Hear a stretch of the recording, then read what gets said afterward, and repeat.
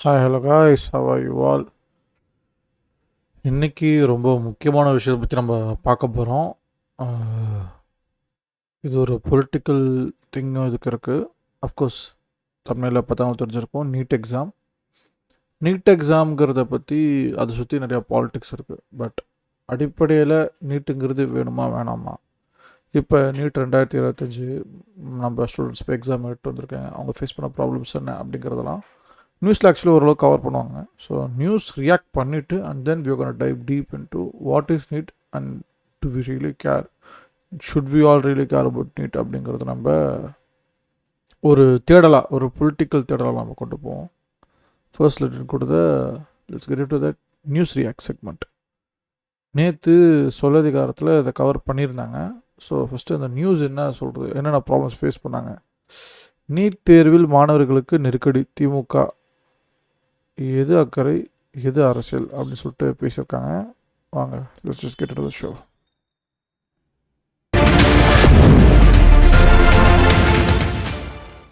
வணக்கம் நண்பர்களே, சொல்லதிகாரம் நிகழ்ச்சிக்கு வரவேற்கிறோம். நீட் தேர்வு நேற்று நடந்து முடிந்திருக்கிறது இந்தியா முழுவதும்.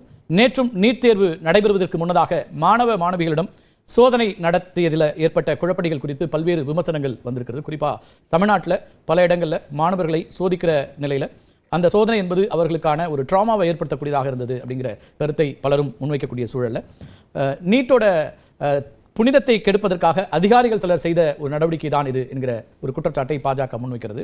நீட் தேர்வில் மாணவர்களுக்கு நெருக்கடி கொடுக்கப்படுகிறது என்கிற குற்றச்சாட்டை திமுகவும் அதனுடைய கூட்டணி கட்சிகளும் சொல்லக்கூடிய நிலையில் முன்னாள் ஆளுநர் திருமிகு தமிழிசை அவருடைய ஒரு குற்றச்சாட்டு, இந்த நடவடிக்கைகளில் சில அதிகாரிகள் வேண்டுமென்றே ஈடுபடுகிறார்கள், இது நீட் தேர்வின் மீதான ஒரு அச்சத்தை உருவாக்குவதற்காக செய்யப்படக்கூடிய ஒன்று என்கிற ஒரு கருத்தையும் முன்வைத்திருக்கிறார். இதில் எது அக்கறை எது அரசியல் என்கிற தலைப்பில் தான் விவாதிக்க இருக்கின்றோம். அரங்கத்தில் 4 விருந்தினர்கள் நம்மோடு இணைகிறார்கள். கல்வியாளர் திரு நெடுஞ்செழியன், அதேபோல திமுகவிலிருந்து வழக்கறிஞர் திரு சரவணன், மருத்துவர் திருமிகு சாந்தி, அதேபோல பாஜகவிலிருந்து திரு ஸ்ரீதர் அவர்கள். 4 பேருக்கும் வணக்கம். விரைவில் நம்மோடு இணைய இருக்கிறார் கல்வியாளர் திருமிகு காயத்ரி. நம்ம உரையாடலுக்கு முன்னதாக திரு மா சுப்பிரமணியன் அதேபோல திருமிகு தமிழிசை இருவருடைய இந்த நேர்காணலில் ஒரு சிறு பகுதியை பார்த்துடலாம். நீட் மீது தவறில்லை, நீட்டை நடைமுறைப்படுத்தும் பொழுது இப்படிப்பட்ட சிக்கல்களை வேண்டும் என்று கெட்ட பெயர் ஏற்பட்டு திருப்பூர்ல பட்டன் எல்லாம் கலட்டிட்டு வேறு சட்ட போர்டு இதெல்லாம் சொல்றதுக்கு நீட்ல யாரும் அப்படி சொல்லல. அதனால இது தவறு. அப்படி செய்த அதிகாரிகள் பார்வையாளர்கள் தண்டிக்கப்பட வேண்டும் என்பது எனது கருத்து. நீட்டாக நடந்து கொண்டிருக்கிறது என்கின்ற வகையில் ஏதோ புலமை மிக்க வார்த்தைகளை சொல்லிவிட்டு சென்றிருக்கிறார். நீட் என்பதே இவர்களால் தான் வந்தது என்பது நாடறியும். நீட்டு தேர்வினால் இன்றைக்கு 40க்கும் மேற்பட்டவர்கள் உயிரிழந்திருப்பது என்பதும் நாடறியும்.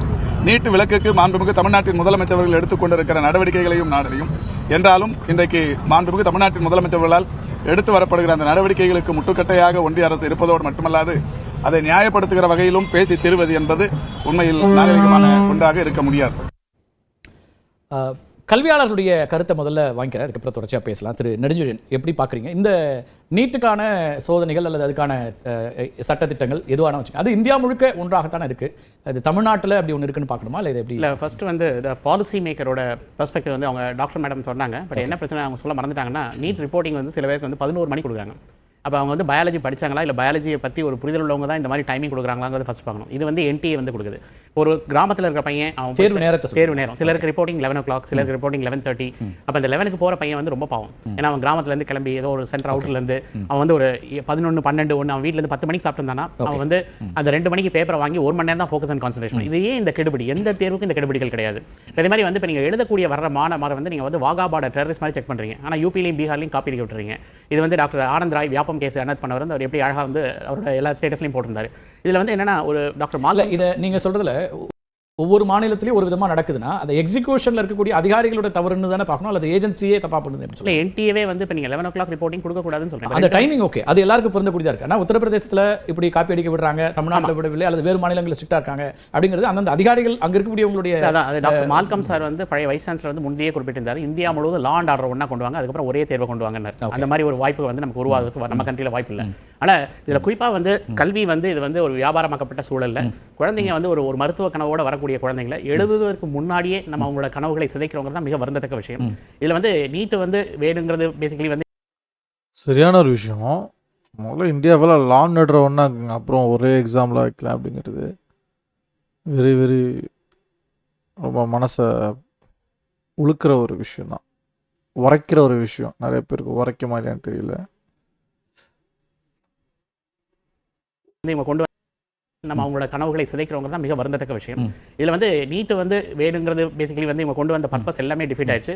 அதுல வந்து இதுல குறிப்பா வந்து இந்த மாணவர்களை எழுத வரதுக்கு முன்னாடி இவ்வளவு சிரமப்படுத்துறாங்க அப்படின்னா, இப்போ ஒரு சில ஸ்டேட்ஸ் வந்து ஆல் இந்தியா கோட்டால வரக்கூடாது, இந்த மாணவர்கள் அதிகமாக மதிப்பெண்கள் வாங்கிடுவாங்க அப்படிங்கிற ஒரு அணுகுமுறையா இருக்குமா? சதர்ன் ஸ்டேட்ஸ் வந்து அப்படி பாக்குறாங்களா, இல்ல இதுல வந்து ஒரு கண்டிக்க வேண்டும் அப்படின்னு வந்து இப்போ சதர்ன் ஸ்டேட்ல இருக்கக்கூடிய இந்த இதுக்கு வந்து இப்போ தேர்வு மையங்கள்ல யார் எம்ப்ளாயிஸா இருக்காங்க? அங்க தேர்வு மையத்தில் இருக்கக்கூடிய அதிகாரிகள் இங்க இருக்கவங்க தானே? ஆமா, அவங்கள தாராளமா பனிஷ் பண்ணலாம். ஏன்னா இது அது வேற. ஆனா அவங்களுக்கு இப்படி எல்லாம் ஒன்றும் சொல்ல முடியாதுல்ல. இப்ப தென் மாநிலங்கள்ல இப்படி நெருக்கடியை கொடுங்கிற மாதிரியோ அல்லது வேற இடங்கள் அப்படி இருக்குன்னு நம்ம அப்படி இது வந்து பொதுவாக பார்க்கப்பட்டால் இது வந்து சதர்ன் ஸ்டேட்ஸ்ல தான் இந்த மாதிரி விஷயங்கள் அதிகமாக நடக்குது.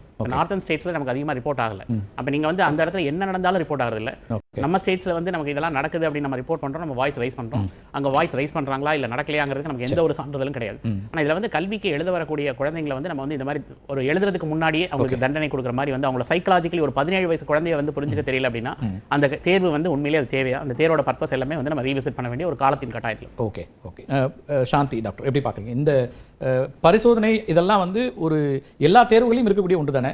இது வந்து தனியா இதை மட்டும் ஒரு கட்டுப்பாடுகள் விதிக்கிறது அப்படிங்கிறதும், நேர்மையா ஒரு தேர்வு நடத்தப்படணும், தவறுகள் நடத்தக்கூடாது. டாக்டர் தமிழிசை சொல்றாங்க யார் உண்மையாகவே இந்த தேர்வுகளுடைய அடிப்படையே திறமையானவர்கள் வர வேண்டும் என்பதுதான், வேறு யாரும் வந்துடக்கூடாதுங்கிறதுனால அதை வந்து ஸ்ட்ரிக்டா ஃபாலோ பண்ண வேண்டிய ஒரு தேவை வந்திருக்கு. எல்லா தேர்வோட அடிப்படையுமே வந்துட்டு தகுதியானவர்கள் வரணுங்கிறது தான்.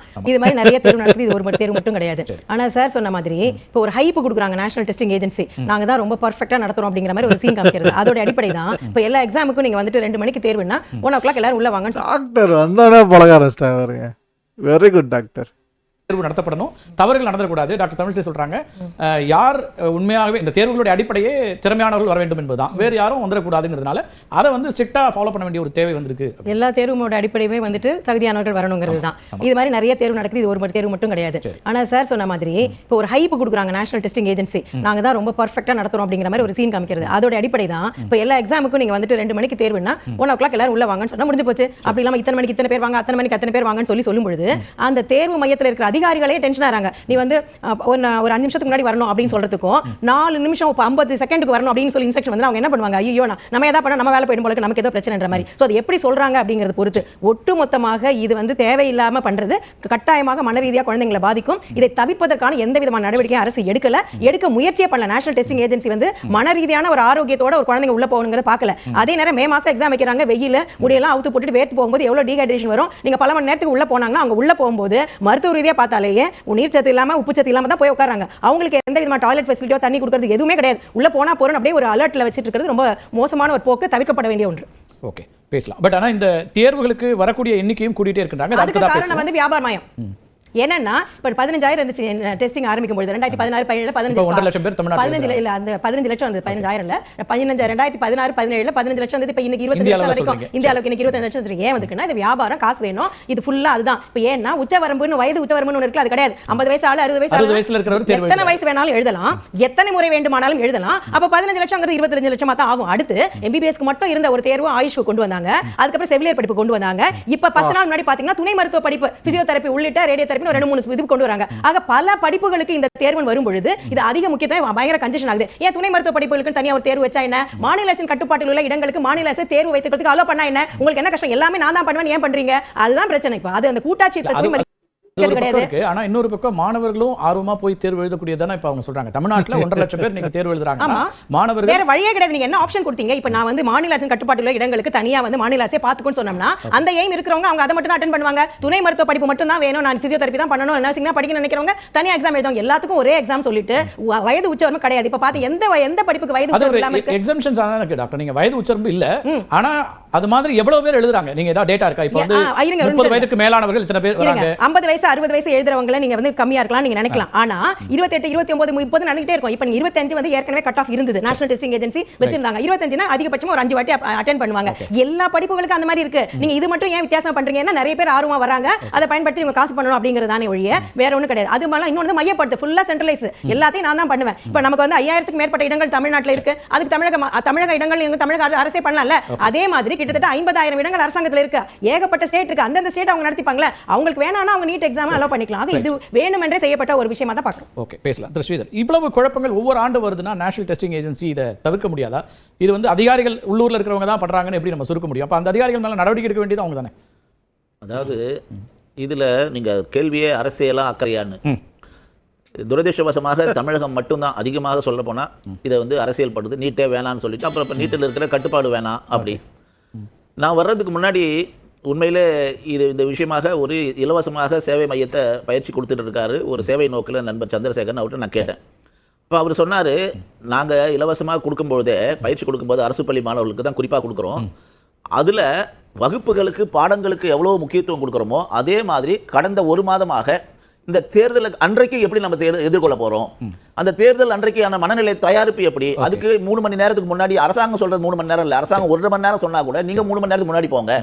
அவங்க இவ்வளோ சட்டத்திட்டம் எதுக்காக கட்டுப்பாடு கொடுத்துருக்காங்கன்னு சொன்னால் அந்த கட்டுப்பாடு எல்லாமே வந்து ஒரு தகுதியுள்ள மாணவர்களை உருவாக்குவதற்கும் தெரியாம கூட ஏதாவது ஒரு தகுதியற்றவங்க வந்து உள்ள வந்துட்டு அதன் மூலமாக ஒரு தகுதியான மாணவருக்கு கிடைக்க வேண்டிய வாய்ப்பு பறிபோயிடக்கூடாதுன்றதுக்காகவும் இந்த நேஷனல் டெஸ்டிங் ஏஜென்சி இவ்வளவு கட்டுப்பாடு கொடுத்திருக்காங்க. இது எல்லா போட்டித் தேர்வுகள் இருக்கு, எந்த தேர்விலும் இல்லாத கட்டுப்பாடுகள் அப்படி இல்ல. நீங்க HSC நீங்க +2 எக்ஸாம்ல கூட ஸ்குவாட் வராங்க. அப்போ வந்து மாணவர் வந்து ஒரு சாதாரண கிராமப்புற குழந்தைங்க மாணவ செல்வங்கள் வந்து இது மாதிரி நிறைய 10-15 பேர் வந்து எல்லாரும் டெஸ்ட் பண்றாங்க, செக் பண்றாங்க, அப்படிலாம் பண்ணும்போது ஒரு சின்ன மனநிலை பாதிப்பு இருக்கும், குழந்தைங்களுக்கு இருக்க தான் செய்யும், அதுல மாற்று கருத்தே இல்லை.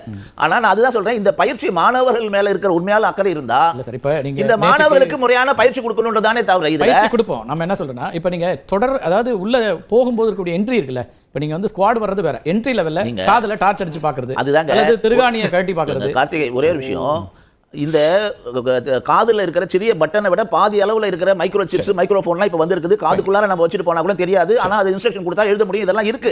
இன்னைக்கு டெக்னாலஜி வளர்ந்திருக்கிறதுனால இது மாதிரி உபகரணங்கள்லாம் வந்திருக்கிறதுனால ஒரு சில கட்டுப்பாடுகள் கொண்டு வந்திருக்காங்க. இது எல்லாருக்கும் JEE போனீங்கனால இருக்கு, UPSC போனீங்கனால இதெல்லாம் மெட்டல் டிடெக்டர்லாம் டிடெக்ட் ஆகாது. ஒரு சிலது கிடைக்காது, ஒரு சிலது மெட்டல் டிடெக்டர் தாண்டி கூட சோதனை பண்ண முடியாத அளவுக்கு இப்போ வந்து உபகரணங்கள் வந்தாச்சு, வந்து குறைஞ்ச விலைக்கு வந்துருச்சு. இது எல்லாத்துக்குமே அடிப்படை காரணம் என்னன்னா, ஒரு தகுதியான மாணவன் கஷ்டப்பட்டு படிச்சு ஒரு வருஷத்துக்கு வாய்ப்பு கிடைக்கல, 2வது வருஷம் படிச்சு 3வது வருஷம் படிச்சு அவன் தகுதியாக படிச்சு கொடுத்தோம், கஷ்டப்பட்டு படிச்சு எழுதும்போது ஒரு தகுதி இல்லாத ஏதோ ஒரு கஷ்டப்பட்டு படிக்கிற மாணவர்களுக்கு ஒரு டிராமா ஏற்படுத்தினா அதுதாங்க அந்த டிராமா வந்து திருப்பூர்ல அந்த பட்டன் அடிஷனலா வச்சுட்டாங்க. அதுதாங்க பட்டன்ல கூட கேமரா இருக்குன்ற விஷயமா தான் நான் என்ன சொல்றேன், இதுல இந்த இன்ஸ்ட்ரக்ஷனை பல முறை அந்த அந்த ஏஜென்சி வந்து சொல்லியிருக்கு, அந்த மாணவர்களுக்கு பல தடவை இன்ஸ்ட்ரக்ஷன் கொடுத்திருக்கு. அதுதான் வெளியிடுறோம் என்னென்ன கட்டுப்பாடுகள் இருக்கு. 1.5 லட்சம் சொல்லிட்டு தமிழ்நாட்டில் எழுதின மாணவர்கள்ல 1.5 லட்சம் பேர்ல இந்த மாதிரி ஒரு இன்சிடென்ட் நடந்திருக்கிறது ஒரு 10 மாணவர்களுக்கோ 15 மாணவர்களுக்கோ நடந்திருக்கு தமிழ்நாட்டில் ஒட்டுமொத்தமா. இதை நம்ம தான் அதிகமா தெரிஞ்சிருக்கோம். ஆனா இதுவே கூட அதுல அதிகப்படியான கண்டிப்பு காட்டி இருக்கிற அதிகாரிகள் யாராவது தவறு செஞ்சிருந்தாங்களா நடவடிக்கை எடுக்கணும்னு நாம சொல்றோம். அதாவது இதுல நோக்கம் பாழ்பட்டு விடக்கூடாது. இந்த நோக்கம் வந்து தகுதியான மருத்துவர்கள் வந்து மருத்துவ கல்லூரி மத்த தேர்வை விட மருத்துவ தேர்வுக்கு அதிக முக்கியத்துவம் கொடுத்தா அது உயிர் காக்கிற விஷயம். மருத்துவம் என்பது உயிர் காக்கிற விஷயம். பேச போறோம்.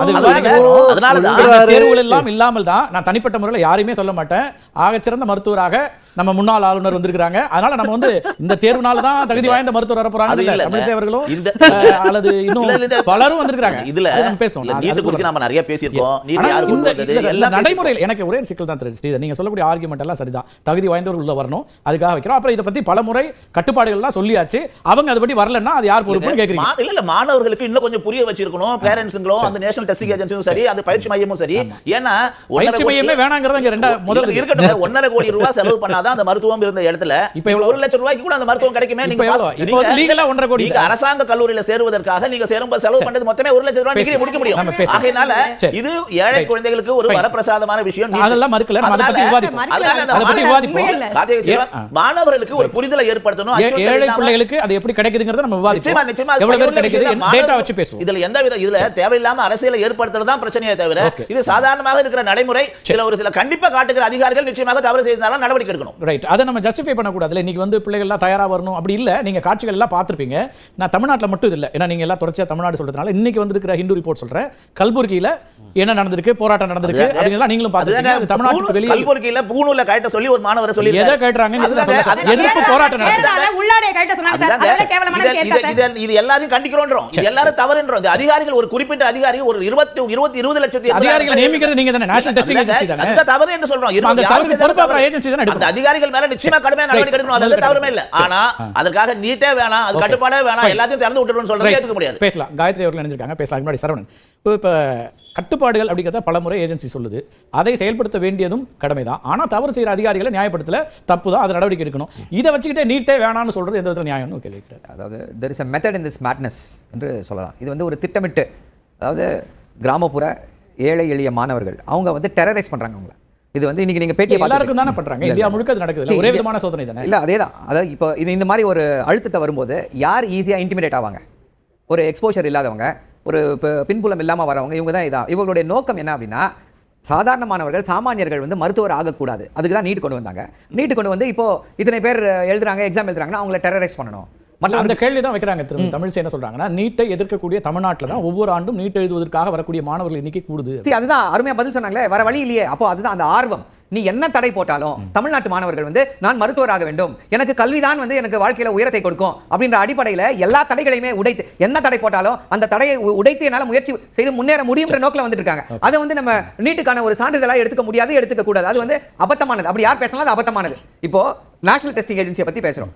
இது வந்து ஃபர்ஸ்ட் டைம் நடக்கல. இப்போ நீட்ல வந்து இது முதல் முறையாக நடக்கிறது அப்படின்னா ஓகே, அங்க இருக்கக்கூடிய அதிகாரிகள் வந்து தவறு செஞ்சுட்டாங்க, அங்க அதிகாரிகள் மேல நடவடிக்கை எடுக்கலாம். வருஷம் இதுதான், ஒவ்வொரு வருடமும் இதே தான் நடந்து கொண்டிருக்கிறது. அப்போ என்ன இன்ஸ்ட்ரக்ஷன்ஸ் மேல இருந்து தெளிவா வருது, ஹராஸ் பண்ணுங்க, இது பண்ணாதீங்க. ஐயா பட்டன்ல இந்த பட்டன்ல என்ன வந்துற போகுது? அதுதான் அவர் ஸ்ரீதர் என்ன குறிப்பிடுறாருன்னா, எழுதுற 1.5 லட்சம் பேர்ல 10ல இருந்து 15 பேர் தானே பாதிக்கப்பட்டதாக செய்தி வருது. அப்ப அது வந்து அதிகாரிகள் அங்க இருக்கக்கூடியவங்க பாதிக்கப்படல, பெரிதுபடுத்தப்படுது. சார் அது பாதிப்பு தான் சார். அறிவு இல்லன்னா என்ன சார் ஆர்குமெண்ட் வைக்கலாம், ஆனா மொத்தமா இல்லன்னு நீங்க காட்சிகளா பாக்குறீங்க. அளவுக்கு அதிகமா ஊடகத்துக்கு அந்த வேலையே இல்ல கார்த்திக் செல்வம். அது வந்து ஒரு சில்லிங் எஃபெக்ட். ஊடகத்துக்கு தான் வேலை. என்ன பெற்றோருடைய அல்லது பிள்ளையோட பிரச்சனையை சொல்லாம வேற என்ன செய்யணும்? உள்ள போற மாணவர்கள் 25 கேமரா பார்த்துட்டே இருந்தீங்கன்னா அதுவே அந்த குழந்தைகளுக்கு ஒரு பேனிக்கான சிச்சுவேஷன் உருவாக்குதுன்ற. எங்க நின்னு பாக்குறாங்க, எங்க பிரச்சனை வருதோ அங்க தானே போயிருக்காங்க. அது எல்லா இடத்துலயும் வச்சிருக்காங்க. அதாவது ஒரு இடத்துல பிரச்சனை வரும்போது அது ஊதி பெரிதாகப்படுதுன்னு சொல்றோம். சார் இப்போ நீங்க சொல்லுங்களேன், காண்பிக்கப்பட்ட காட்சிகளை ஏதாவது ஒண்ணு பெரிதுபடுத்தப்பட்டுச்சு நீங்க நினைக்கிறது ஒண்ணு சொல்லுங்களேன். அங்க பெரிதுபடுத்துது நான் சொல்லவே இல்ல. அந்த காட்சி பேசுறேன்னா அந்த காட்சி அதோட வலிய சொல்லுது. இப்ப பட்டன் இல்லாத சட்டை போட்டுட்டு வரணும்னு சொல்லி இன்ஸ்ட்ரக்ஷன் தெளிவா முதல்லயே போட்டுருக்காங்க. அது காரணம் கேமரா, நான் இதெல்லாம் சொல்லியாச்சு.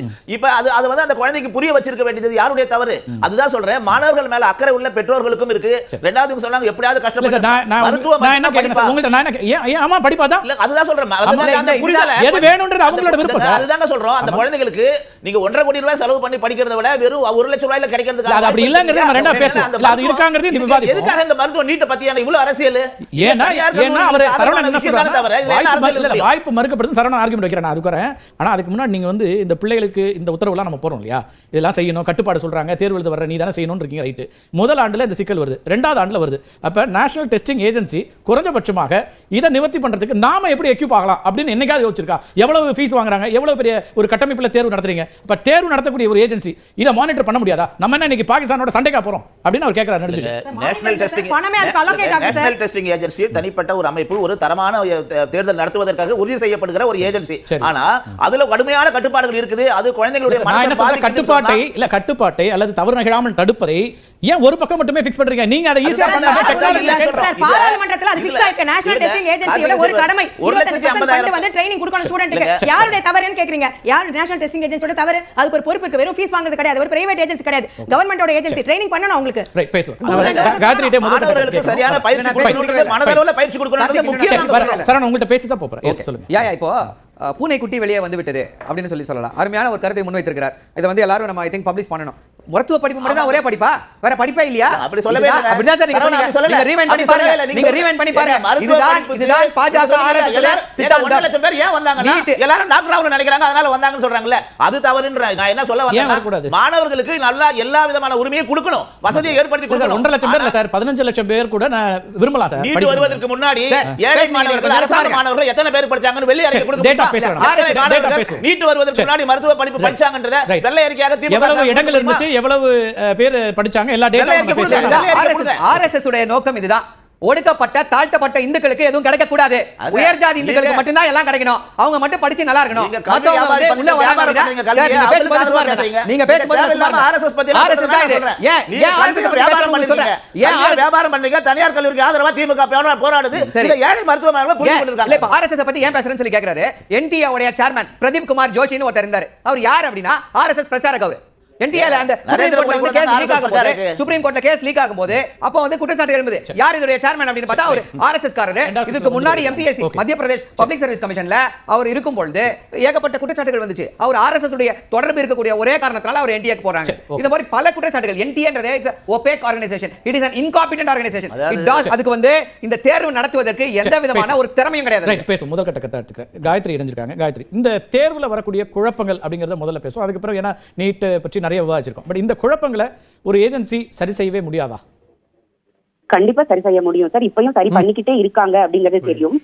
நம்ம முதல்ல புரிஞ்சுக்க வேண்டியது என்ன அப்படின்னு சொன்னா, NTA உடைய டைரக்ட் எம்ப்ளாயீஸ் யாரும் எல்லா இடங்கள்லயும் இருக்குது இல்ல. ஒரே ஒரு அப்சர்வர் மட்டும்தான் NTA சார்பில் இருப்பாங்க. அந்தந்த மாநிலங்கள்ல இப்போ ஒரு கல்லூரியில நடக்குது அப்படின்னு சொன்னா வேற ஒரு கல்லூரியில இருந்து ஒரு பள்ளிக்கூடத்துல இருந்தோ ஒரு 6 பேர் அந்த இன்னொரு காலேஜுக்கு ஃப்ரிஸ்கிங்க்கு போவாங்க.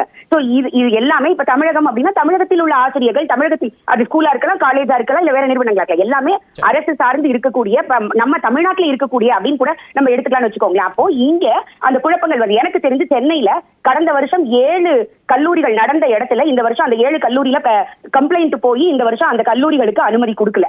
எனக்கு பேரோட தெரியும், ஆனா இங்க சொன்னா நல்லா இருக்காதுன்றதுக்காக நான் சொல்லல. லிஸ்ட் எடுத்து பார்த்தாலே நமக்கு தெரியும்னு வச்சுக்கோங்க. சோ இதுதான் நாம செய்ய வேண்டியது. அதாவது சிக்கல்களா இல்ல எதனால சொல்றீங்க? இல்ல அதாவது இந்த மாதிரி கம்ப்ளைண்ட் வருதுல, பேசிக் ஃபெசிலிட்டி. இப்ப நீங்க ஒரு பாத்தீங்கன்னா ஒரு ஸ்கூல்ல வந்து கரண்ட் போயிடுச்சு, மழை வந்ததுனால ஜன்னலையும் க்ளோஸ் பண்ணிட்டாங்க. சோ பிள்ளைங்களால கொஞ்ச நேரம் இதை யாருமே இது வரைக்கும் அட்ரஸ் பண்ணல பாருங்க. இப்ப இதுதான் நாம பேசப்பட வேண்டிய விஷயம். அப்போ நாம நினைக்காத என்னென்ன பிரச்சனைகள் வருது அதை அடுத்த தடவை எப்படி சரி பண்ணலாம். அப்போ அந்த கலெக்டர் கிட்ட கேக்குறாங்க, ஏன்னா அவங்களுக்கு தான் அந்த ரைட்ஸ் கொடுக்குறாங்க, அந்த இருக்கக்கூடிய சூழலை கட்டுப்படுத்துறது, அதை சரி செய்யறது. அப்ப அவங்க எக்ஸ்ட்ரா டைம் கொடுக்க மாட்டேன்னு சொல்லிட்டாங்க அப்படின்னு சொல்லி அவங்க சொல்றாங்க. அப்போ இது முழுக்க அவர்கள் கையில் இருக்கும் பொழுது CCTV கேமரா இருக்கு உங்களுக்கு.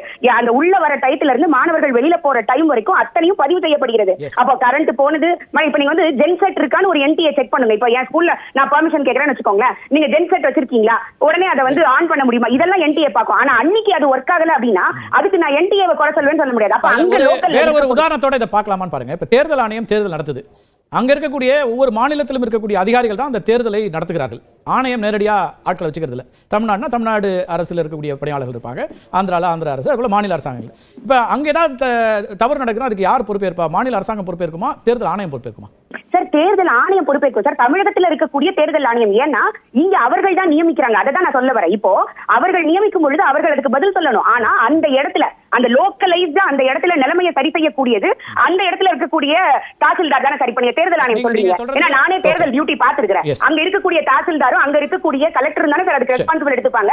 ஒரு மிஷன் ஒர்க் ஆகலன்னா இமிடியேட்டா நான் யாருக்கு சொல்லுவேன்? அவருக்கு தான் இன்ஃபார்ம் பண்ணுவேன். நான் சென்னையில இருக்கக்கூடிய தேர்தல் ஆணையத்துக்கு கால் பண்ண மாட்டேன். எனக்கு அவர் இன்சார்ஜ், அவர்கிட்ட சொன்னா அதற்கு மாற்று ஏற்பாடு பண்ணுவோம். இதான் நான் சொல்றேன். அப்ப நம்ம இதை சரி செய்யறதுக்கு என்ன பண்றது அந்த இடத்துல?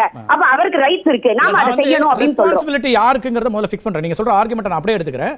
ரெஸ்பான்சிபிலிட்டி தேர்தலில் நீங்க தேர்தல்ல வேலை பணி புரிஞ்சிருக்கீங்க. தேர்தல்ல நடக்கக்கூடிய தவறுகளுக்கு யார் ரெஸ்பான்சிபிலிட்டி ஃபிக்ஸ் பண்றாங்க? யார் மீதுனா ஆணையம் மீது தான், தேர்தல் ஆணையம் மீது தான் ரெஸ்பான்சிபிலிட்டி ஃபிக்ஸ் பண்றாங்க. தமிழ்நாடு அரசாங்கத்தின் மீது ரெஸ்பான்சிபிலிட்டி இல்ல, ஆந்திர அரசாங்கத்தின் மீது இல்ல, உத்தரப்பிரதேச அரசாங்கத்தின் மீது இல்ல. அங்க ஆணையம் தான் பொறுப்பு இருக்கு. இங்க நேஷனல் டெஸ்டிங் ஏஜென்சி இந்த குற்றச்சாட்டுகள் வருது. இப்போ நீங்க வந்து ஒரு டார்ச் வச்சு செக் பண்ணுங்கிறதோ அல்லது மூக்குத்தியை கட்டுறதுல இருந்து எல்லா விஷயங்களுமே கட்டுப்பாடுகள் இருக்கு, ஏன் சொல்லி அனுப்பலன்னு ஒரு ஆர்குமெண்ட் வைக்கிறார். அதுல ஒரு விவாதிப்பதற்கான பாயிண்ட் இருக்கு. ஸ்ரீதர் சொல்றாரு, நான் அதை ஏற்கிறேன். அதை ஏன் பயிற்சிகள் எடுக்கிறேன்? நான் ஏன் கேள்வி இன்னொன்று என்ன இருக்குன்னா, பிள்ளைகள் வரணும், கட்டுப்பாடுகள் அவங்களுக்கு இருக்கு, அதை ஃபாலோ பண்ணணும்னா ஏஜென்சி இதை சரியா நடத்துவதற்கான என்ன முயற்சி எடுக்கிறதுங்கிற ஒரு கேள்வி இருக்கு இல்லையா? ஏஜென்சிக்கு பொறுப்பே கிடையாதா? கண்டிப்பா பொறுப்பு இருக்கு சார். அதனாலதான் அவங்க அட்மிட் கார்டுலயே ரூல்ஸ் அண்ட் ரெகுலேஷன்ஸ் போடுறாங்க. தனியா உங்களுக்கு மெயில் அனுப்பாம உங்களுடைய அட்மிட் கார்டு நீங்க எதை சார் பாப்பீங்க? புக் அனுப்பிச்சா பார்க்க மாட்டோம். ஒரு மெயில் அனுப்பிச்சா நான் தவறிடுவேன், நான் பார்க்க மாட்டேன்னு சொல்லலாம். ஆனா ஒரு அட்மிட் கார்டுக்கு பின்னாடி 5 பக்கத்துல முதல் பக்கம் அட்மிட் கார்டு, அடுத்த 4 பக்கத்துல ரூல்ஸ் அண்ட் ரெகுலேஷன்ஸ் இருக்கு அப்படின்னா அது அதனுடைய கடமையை செய்யுது. அப்புறம் NTA அதிகாரிகளுக்கு அங்க சொல்றாங்க, ஃப்ரிஸ்கிங்க்கு முன்னாடி வரவங்களுக்கு அங்க அந்த எந்த தேர்வு மையம் இருக்கோ அந்த தேர்வு மையத்துக்கு இன்ஸ்ட்ரக்ஷன் கொடுக்குறாங்க, மாணவர்களுக்கு இன்ஸ்ட்ரக்ஷன் கொடுக்குறாங்க. அப்போ NTA எல்லாமே சரியா செய்யுதா அப்படின்னா நம்ம கண்டிப்பா ஒவ்வொரு முறையும் நம்ம வந்து 0 எரர் அப்படின்னு சொல்லல. 6 சிக்மா லெவலுக்கு இருக்கா அப்படின்னா இல்ல. அப்ப தவறுகள் நடக்க அடுத்த போய்னா நீங்க பாத்தீங்கன்னா முந்தி வந்து क्वेश्चन பேப்பர் முந்தி நாளே வரும். இன்னைக்கு நம்ம ஸ்டேட் பேங்க் லாக்கர்ல கொண்டு போய் வைக்கிறோம். நீங்க சொல்றத நான் ஏற்றுக்கொள்கிறேன். ஆனா என்ன சிக்கல் அப்படின்னா, தவறுகள் இருக்கு இல்லையா, அது 0 எரர்ல தவறுகள் நடக்குது அப்படின்னா அதனால பாதிக்கப்படுறது அவருடைய வாழ்க்கை. அப்ப தவறுகள் அப்படிங்கிறது நம்ம கடந்து போக முடியாது. அது 0.5% மிஸ்டேக்னா அதுல எத்தனை மாணவர்கள் பாதிக்கப்படுவாங்க, அவங்களோட ட்ராமா அப்படின்னு இப்படி வேற எந்த தேர்வாவது ஒண்ணு அடையாளப்படுத்துங்களேன். இந்த தேர்வுல இப்படி இதுக்கான இதை வந்து நடத்துறாங்க, இவ்வளவு ஸ்ட்ரிக்டா இருக்கு. அப்ப வந்து மாணவர்கள் இதை தாண்டி இப்ப நீங்க சோதனை நடத்துறீங்க, இதெல்லாம் தாண்டி உள்ள போய் காப்பி பண்ணிடுறாங்களா? அப்புறம் நெடுஞ்செழியன் கேட்கிறாரு, உத்தரப்பிரதேசத்துல வரக்கூடிய ரிப்போர்ட்ஸ் அல்லது தென்னிந்தியாவில் வரக்கூடிய ரிப்போர்ட்ஸ் இதெல்லாம் ஒப்பிட்டு பார்க்க வேணாமா? இது என்ன அடிப்படையில் நடக்குது அப்படின்னு கேட்கிறாரு. காப்பி ஒரு பக்கம் நடக்குது, நீங்க வேற என்ன ரூல்ஸ் கேக்குறீங்க? இதே ரூல்ஸ் JEEக்கும் இருக்கு. ஏன் அதனாலதான் நம்ம தொடர்ந்து சொல்றோம், இங்க நீட்டை வைத்து மிகப்பெரிய அரசியல் தொடர்ந்து நடந்துகிட்டு இருக்குது அப்படின்னு சொல்றதுக்கு காரணம் என்ன அப்படின்னா, கர்நாடகாலயுமா இதே ரூல்ஸ் அண்ட் ரெகுலேஷன் தான் நெடுஞ்செழியன் சார் இன்னைக்கு நடந்த போராட்டம், கர்நாடகால நடந்த போராட்டம், அதுக்கு என்ன நீட்டுக்கு எதிராக அங்க வேற ஏதாவது நடக்குதா? சார் கண்டிப்பா நான் சொல்றேன், அதாவது அதுல அதுவும் கொடுத்திருக்காங்க. கஸ்டமர், நான் அதுதான் சொல்றேன், தவறுகள் நடக்குதுன்னா அந்த அதிகாரிகளை பனிஷ் பண்ணுங்க. அது கல்புர்கில இருக்கக்கூடிய பூணலை கட் பண்றதாக இருக்கலாம், இல்ல வந்து புர்கா போடக்கூடாதுன்னு சொல்றதாக இருக்கலாம், டர்பன் அணியக்கூடாது, இல்ல நீ டர்பனை கழட்டுன்னு சொல்றதாக இருக்கலாம். அவங்க ரொம்ப அழகா அதுல ரூல்ஸ் அண்ட் ரெகுலேஷன்ஸ் கொடுத்திருக்காங்க. கஸ்டமரி ரிலேட்டடாக இருக்கக்கூடியது உங்களுக்கு கட்டாயம்னா நீங்க முன்னாடி வந்து ஃப்ரிஸ்கிங்க்கு வந்துருங்க. அப்ப யூ வில் ஹேவ் ஹவேல் ஃப்ரீ ஒரு டைம், அந்த டைம் எடுத்துக்கிட்டு நீங்க உள்ள போங்க அப்படின்றாங்க. அப்போ இங்க எல்லாத்துக்கும் அவங்க ரூல் சொல்லிருக்காங்க சார், நாம அதை பயன்படுத்தல அப்படின்னா நீங்க சொல்லக்கூடிய ஆர்குமெண்ட் நான் ஏத்துக்கிறேன் காயத்ரி, நீங்க சொல்ற பாயிண்ட் எடுத்துக்கிறேன். ஆனா ஏன் பாயிண்ட் என்னவா இருந்ததுன்னா, கர்நாடகால நடக்கக்கூடிய தவறுக்கு, கேரளால நடக்கக்கூடிய தவறுக்கு, அல்லது புர்கா அணிலங்கிற நடக்கிற தவறுகளுக்கெல்லாம் அது வந்து அந்த மாணவருடைய தவறு அல்லது அங்க இருக்கக்கூடிய அதிகாரி தவறு. ஆனா தமிழ்நாட்டில் நடக்கக்கூடிய தவறுக்கு பின்னாடி ஒரு அரசியல் இருக்குன்னு நம்ம ஒரு கருத்து சொல்றோம் இல்லையா? தமிழ்நாட்டுக்கு மட்டும் ஏன் அது அரசியல்னு கொண்டு வரோம்? அந்த அடையாளப்படுத்த மற்ற மாநிலங்களுக்கு தனிமனித தவறாகவோ அல்லது அதிகாரி தவறாகவோ சொல்றேன் சார். திருநெல்வேலியில கடந்த வருஷம் நடந்தது சார். பிள்ளை எக்ஸாம் எழுத போகும்போது நியூஸ் பேப்பர்ல ஃப்ரண்ட் பேஜ்ல அந்த பிள்ளைகள் தூக்கு போட்டு தொங்குற மாதிரி எடுத்துட்டு போய் பிள்ளைகள் கிட்ட டிஸ்ட்ரிபியூட் பண்ண போய் அங்க இருக்கிற பேரண்ட்ஸ் எல்லாம் அடிக்காத குறைய அனுப்பிச்சாங்க. ஏன் பிள்ளை படிச்சு தைரியமா எக்ஸாம் எழுத போகுது, நீ வந்து நீட்டுனால இப்படி கொலை நடக்கும், தோத்து போயிட்டா அப்படிங்கிற செய்தியை பிள்ளைக்கு கொடுக்காத அப்படின்னு அங்க இருந்தவங்க அத்தனை பேரண்ட்ஸும் சேர்ந்து வெளியில அனுப்பிச்சாங்க. அதைதான் சொல்றோம், நீங்க எதை மாணவர்களுக்கு சொல்ல நினைக்கிறீங்க? இப்போ இது வந்து ஒரு செய்தியாக சொல்லும் பொழுது அடுத்த முறை இன்னும் கவனமாக இருக்கணும் அப்படின்னா பரவாயில்ல. ஆனால் ஒரு நாள் முழுக்க அது செய்தியா வருது. தமிழகத்துல 1.5 லட்சம் ஸ்டூடெண்ட்ஸ் எழுதுறாங்க. ஒரு ஸ்டூடெண்ட்டுக்கு தப்பு நடந்தாலும் அது தவறுதான். கண்டிப்பாக அதற்கு யார் காரணமோ அவர்கள் பனிஷ் பண்ணப்படணும். வேலையை விட்டு நீங்க நீக்கினா கூட அதை சப்போர்ட். காயத்ரி, நீங்க ஒரு கல்வியாளராக இருக்கிறதுனால இந்த கேள்வியை முன்வைக்கிறேன். ஸ்ரீதர் அவர்கள் அரசியல்வாதியாக அவருடைய கருத்து வைக்கிறார், எனக்கு பிரச்சனை இல்லை. நீங்க நேரடியா கல்வி கூடங்கள் இருந்திருக்கீங்க. பெண் பிள்ளைகளுக்கு நீங்க பட்டனை அறுக்கிற வரைக்குமானதை எங்க வச்சு செய்யணும், அவங்களுக்கு என்ன விதமான பாதுகாப்பு உணர்வை நாம கொடுக்கணுங்கிறத குறைந்தபட்சமாக நீங்க புரிஞ்சுப்பீங்க நான் நம்புறேன். நாம வந்து எல்லாத்தையுமே நம்ம ஜஸ்டிஃபை பண்ண முடியுமா? அது தவறு இல்லையா? நீங்க நடக்கக்கூடிய நிகழ்வுகளை நேற்றுக்கு பாக்குறீங்க. அந்த பிள்ளைகளுக்கு நாம தனியா அதுக்கான ஒரு அறையில கூட்டு போய் கூட அதை செய்ய முடியாதுங்கிற இடத்துல இருந்தா நடக்குதுன்னா அதை கண்டிக்க வேண்டிய தேவை இருக்கா இல்லையா? கண்டிப்பா கண்டிக்கணும் சார். அது என்ன செய்யணும்னா, நீங்க எப்படி நம்ம வந்து ஏர்போர்ட்ல ஃபிஸ்கிங் லேடிஸ்க்குன்னு ஒரு இது மாதிரி கொடுக்குறோமோ அந்த மாதிரி கொடுக்கணும். அதுதான் சொல்றேன் சார். அப்ப நம்ம இது இப்ப பாருங்க, லாஸ்ட் இயர் இந்த மாதிரி பட்டனை இவ்வளவு பட்டன் போட்டு வந்த பிரச்சனை வரல. ஆனால் NTA ரூல்ஸ்ல இருக்கு, டோன்ட் ஹேவ் மச் பட்டன்ஸ். ஒரு சிம்பிள் ட்ரெஸ் போட்டுவாங்க, ஹாஃப் ஸ்லீவ் போட்டுவாங்க. அப்ப நான் அதை படிக்க மாட்டேன். ஒரு டீச்சராக நான் என் பிள்ளைக்கு அதை எஜுகேட் பண்ண மாட்டேன். இல்ல பிள்ளை டென்ஷன்ல மறந்து வந்துருது. அப்ப அந்த இடத்துல அந்த பிள்ளைக்கு மனிதாபிமானத்தோடு அணுக வேண்டிய கட்டாயம் லோக்கல்ல இருக்கிறவங்களுக்கும் இருக்குது. அதற்கு அடுத்த முறையாவது இப்படி செய்யணும். ஏன்னா இது வந்து ஒவ்வொரு முறையும் ரிப்போர்ட் ஆகுது. ஆனா ஒரு முறை தீவிரமா ஒரு ஆக்ஷனை ஏஜென்சி எடுக்குதுன்னா அடுத்த முறை ரிப்பீட் ஆகுமா? ஆனா ஏஜென்சி அதை எடுக்குதாங்கிறதான கேள்வி. இப்ப ஒவ்வொரு முறையும் நடக்கும்போது எங்க தவறு? ஒரு முறை தான் நம்முடைய பிள்ளை போய் தேர்வு எழுதும். அந்த பிள்ளை ஒரு முறை தவறு பண்றதாவே வச்சுக்கோங்க. ஒவ்வொரு ஆண்டும் NTA வந்து தேர்வை நடத்துகிறது. ஒவ்வொரு ஆண்டும் அந்த ஏஜென்சி ஏன் தப்பு பண்ணணும்? அதுக்கு ஒரு அனுபவம் இருக்குல்ல. கண்டிப்பா அதுக்கு ஒரு அனுபவம் இருக்கு. அதனாலதான் அதுல ரூல்ஸ் ஆட் பண்ணிட்டே போறாங்க. ரப்பர் பேண்ட் போட்டுவான்னு சொல்றாங்க சார், கிளிப் போடாத அப்படின்னு சொல்றாங்க. மூக்குத்தில பிட் அடிக்க முடியுமான்னு கேக்குறாங்க. மூக்குத்தில பிட் அடிக்க முடியாது, ஆனால் கேமரா ஃபிக்ஸ் பண்ண முடியல. மெட்டல் அலௌட் இல்லன்னு சொல்லிட்டாங்க. அப்ப நான் மெட்டல போட்டு வருவேன், ஆனா நான் மூக்குத்திய கழட்டத க்ளோஸ் அப்ல காட்டி இமோஷனலா ஒரு பேக்ரவுண்ட் மியூசிக் போடுவேன்னா நமக்கு ஒரு எதிக்ஸ் இருக்குல்ல. சொல்லுங்க, அப்ப அதை எதிர்த்து அந்த குழந்தையோட செயல் இல்ல. அதுக்கு பிறகு வரக்கூடிய விஷயங்கள் வேற.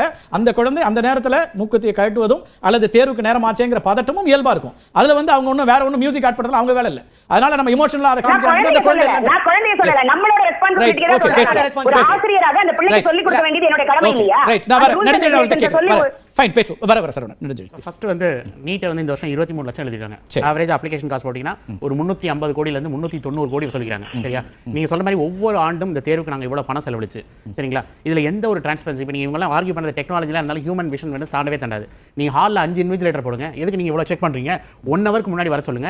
இன்விஜிலேட்டர் இன்க்ரீஸ் பண்ணுங்க. ஹியூமன் விடவா ஒரு மிஷின் கண்டுபிடிக்க போது. நீங்க என்னதான் நீங்க இப்படி இங்க பேசுறீங்க அங்க இருந்து பேசுறீங்கன்னா வாய் லிப் மூவ்மெண்டோ சவுண்டோ பக்கத்துல போய் நீங்க வந்து கேட்கலாமே. ஹால்ல எவ்வளவு பேர் இருக்க போறாங்க? 5 இன்விஜிலேட்டர் போடுங்க, ஒவ்வொருத்தருக்கும் நீங்க வந்து வாக் பண்ண சொல்லுங்க. இந்த 390 கோடி எதுக்கு வாங்குறீங்க? அப்ளிகேஷன் காஸ்ட் வாங்குறீங்க. 350 crores அப்ளிகேஷன் காஸ்ட். ஆமா, ஒன்லி அப்ளிகேஷன் காஸ்ட் மட்டும் 23 லட்சம். ஆவரேஜா நீங்க 1700 ரூபாய் அப்ளிகேஷன், எல்லா கம்யூனிட்டிஸ் 1500 போட்டீங்கன்னா 350 கோடி வருது. இந்த 350 கோடியை நீங்க வச்சு பணம் பண்றீங்களே ஒழிய இந்த எக்ஸாமினேஷன் வந்து நீங்க பண்ணா TNPSC Tamil Nadu professional college entrance examination entrance அபாலிஷனுக்கு முன்னாடி என்ன பண்ணாங்கன்னா அவங்க வந்து தேர்வு எப்படி நடத்தணும்னு ஒரு கைட் புக்கே வச்சிருக்காங்க. இப்போ நீங்க ஒவ்வொன்றிலையும் நீங்க வந்து அதெல்லாம் நல்ல விஷயத்தை நாங்க கேட்கவே மாட்டோம், நல்லவங்க வந்து எது வந்தாலும் பண்ண மாட்டோம். இப்போ நீங்க வந்து ஏன் ஒரு டிஜிட்டல் டிரான்ஸ்பரன்சி, நீங்க டிஜிட்டல் இந்தியான்னு சொல்றீங்க. போன வருஷம் ஒரு பையன் 65 மார்க் வாங்கி 650 மார்க் ஸ்மார்ட்டா மேனிபுலேட் பண்ணி எய்ம்ஸ்க்காக ராமநாதபுரத்தில் வந்து ரிப்போர்ட் பண்றாங்கன்னா நீட்ல என்ன டிரான்ஸ்பரன்சி இருக்கு?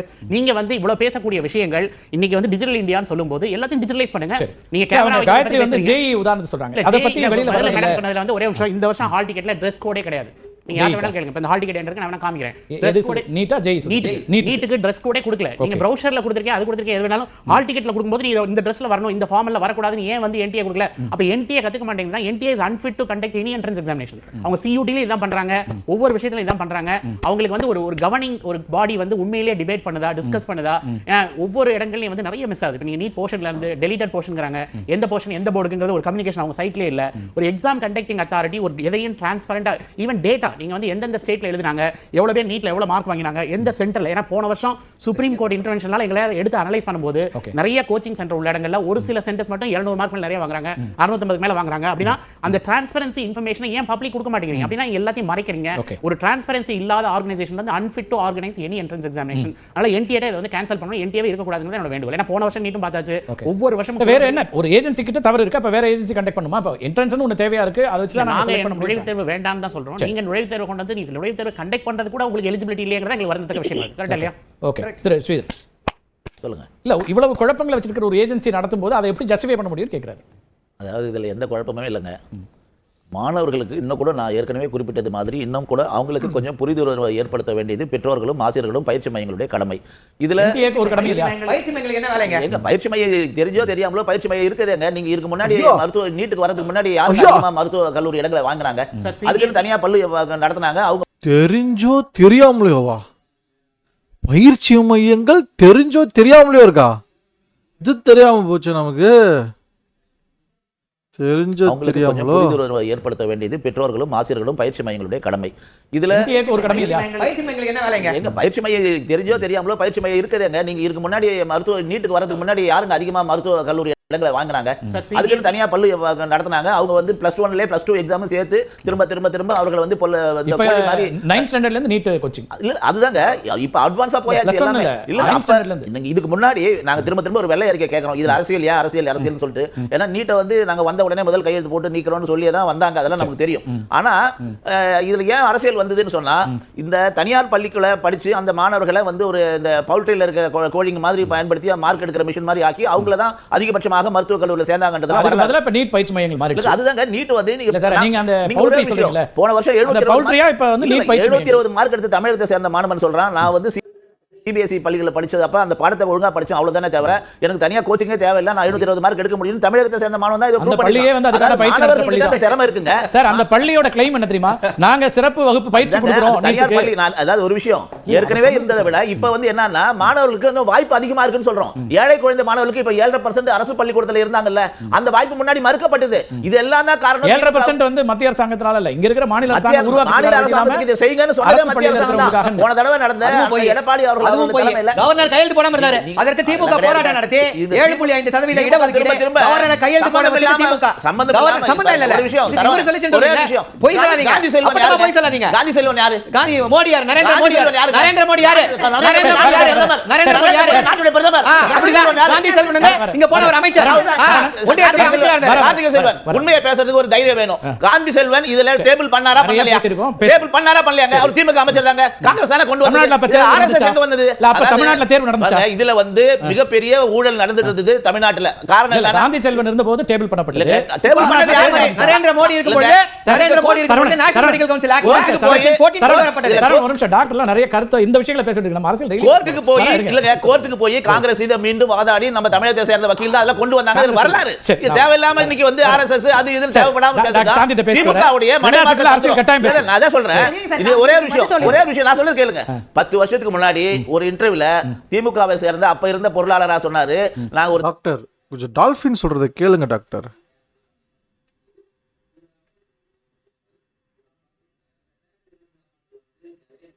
சேர்ந்த வக்கீல் தான் அதெல்லாம் கொண்டு வந்தாங்க. அது வரலாறு. இது தேவையில்லாம இன்னைக்கு வந்து RSS அது இது தேவைப்படாம திமுகவுடைய மனமாற்ற அரசியல் கட்டாயம் பேச. நான் அதான் சொல்றேன். இது ஒரே விஷயம் நான் சொல்றது கேளுங்க.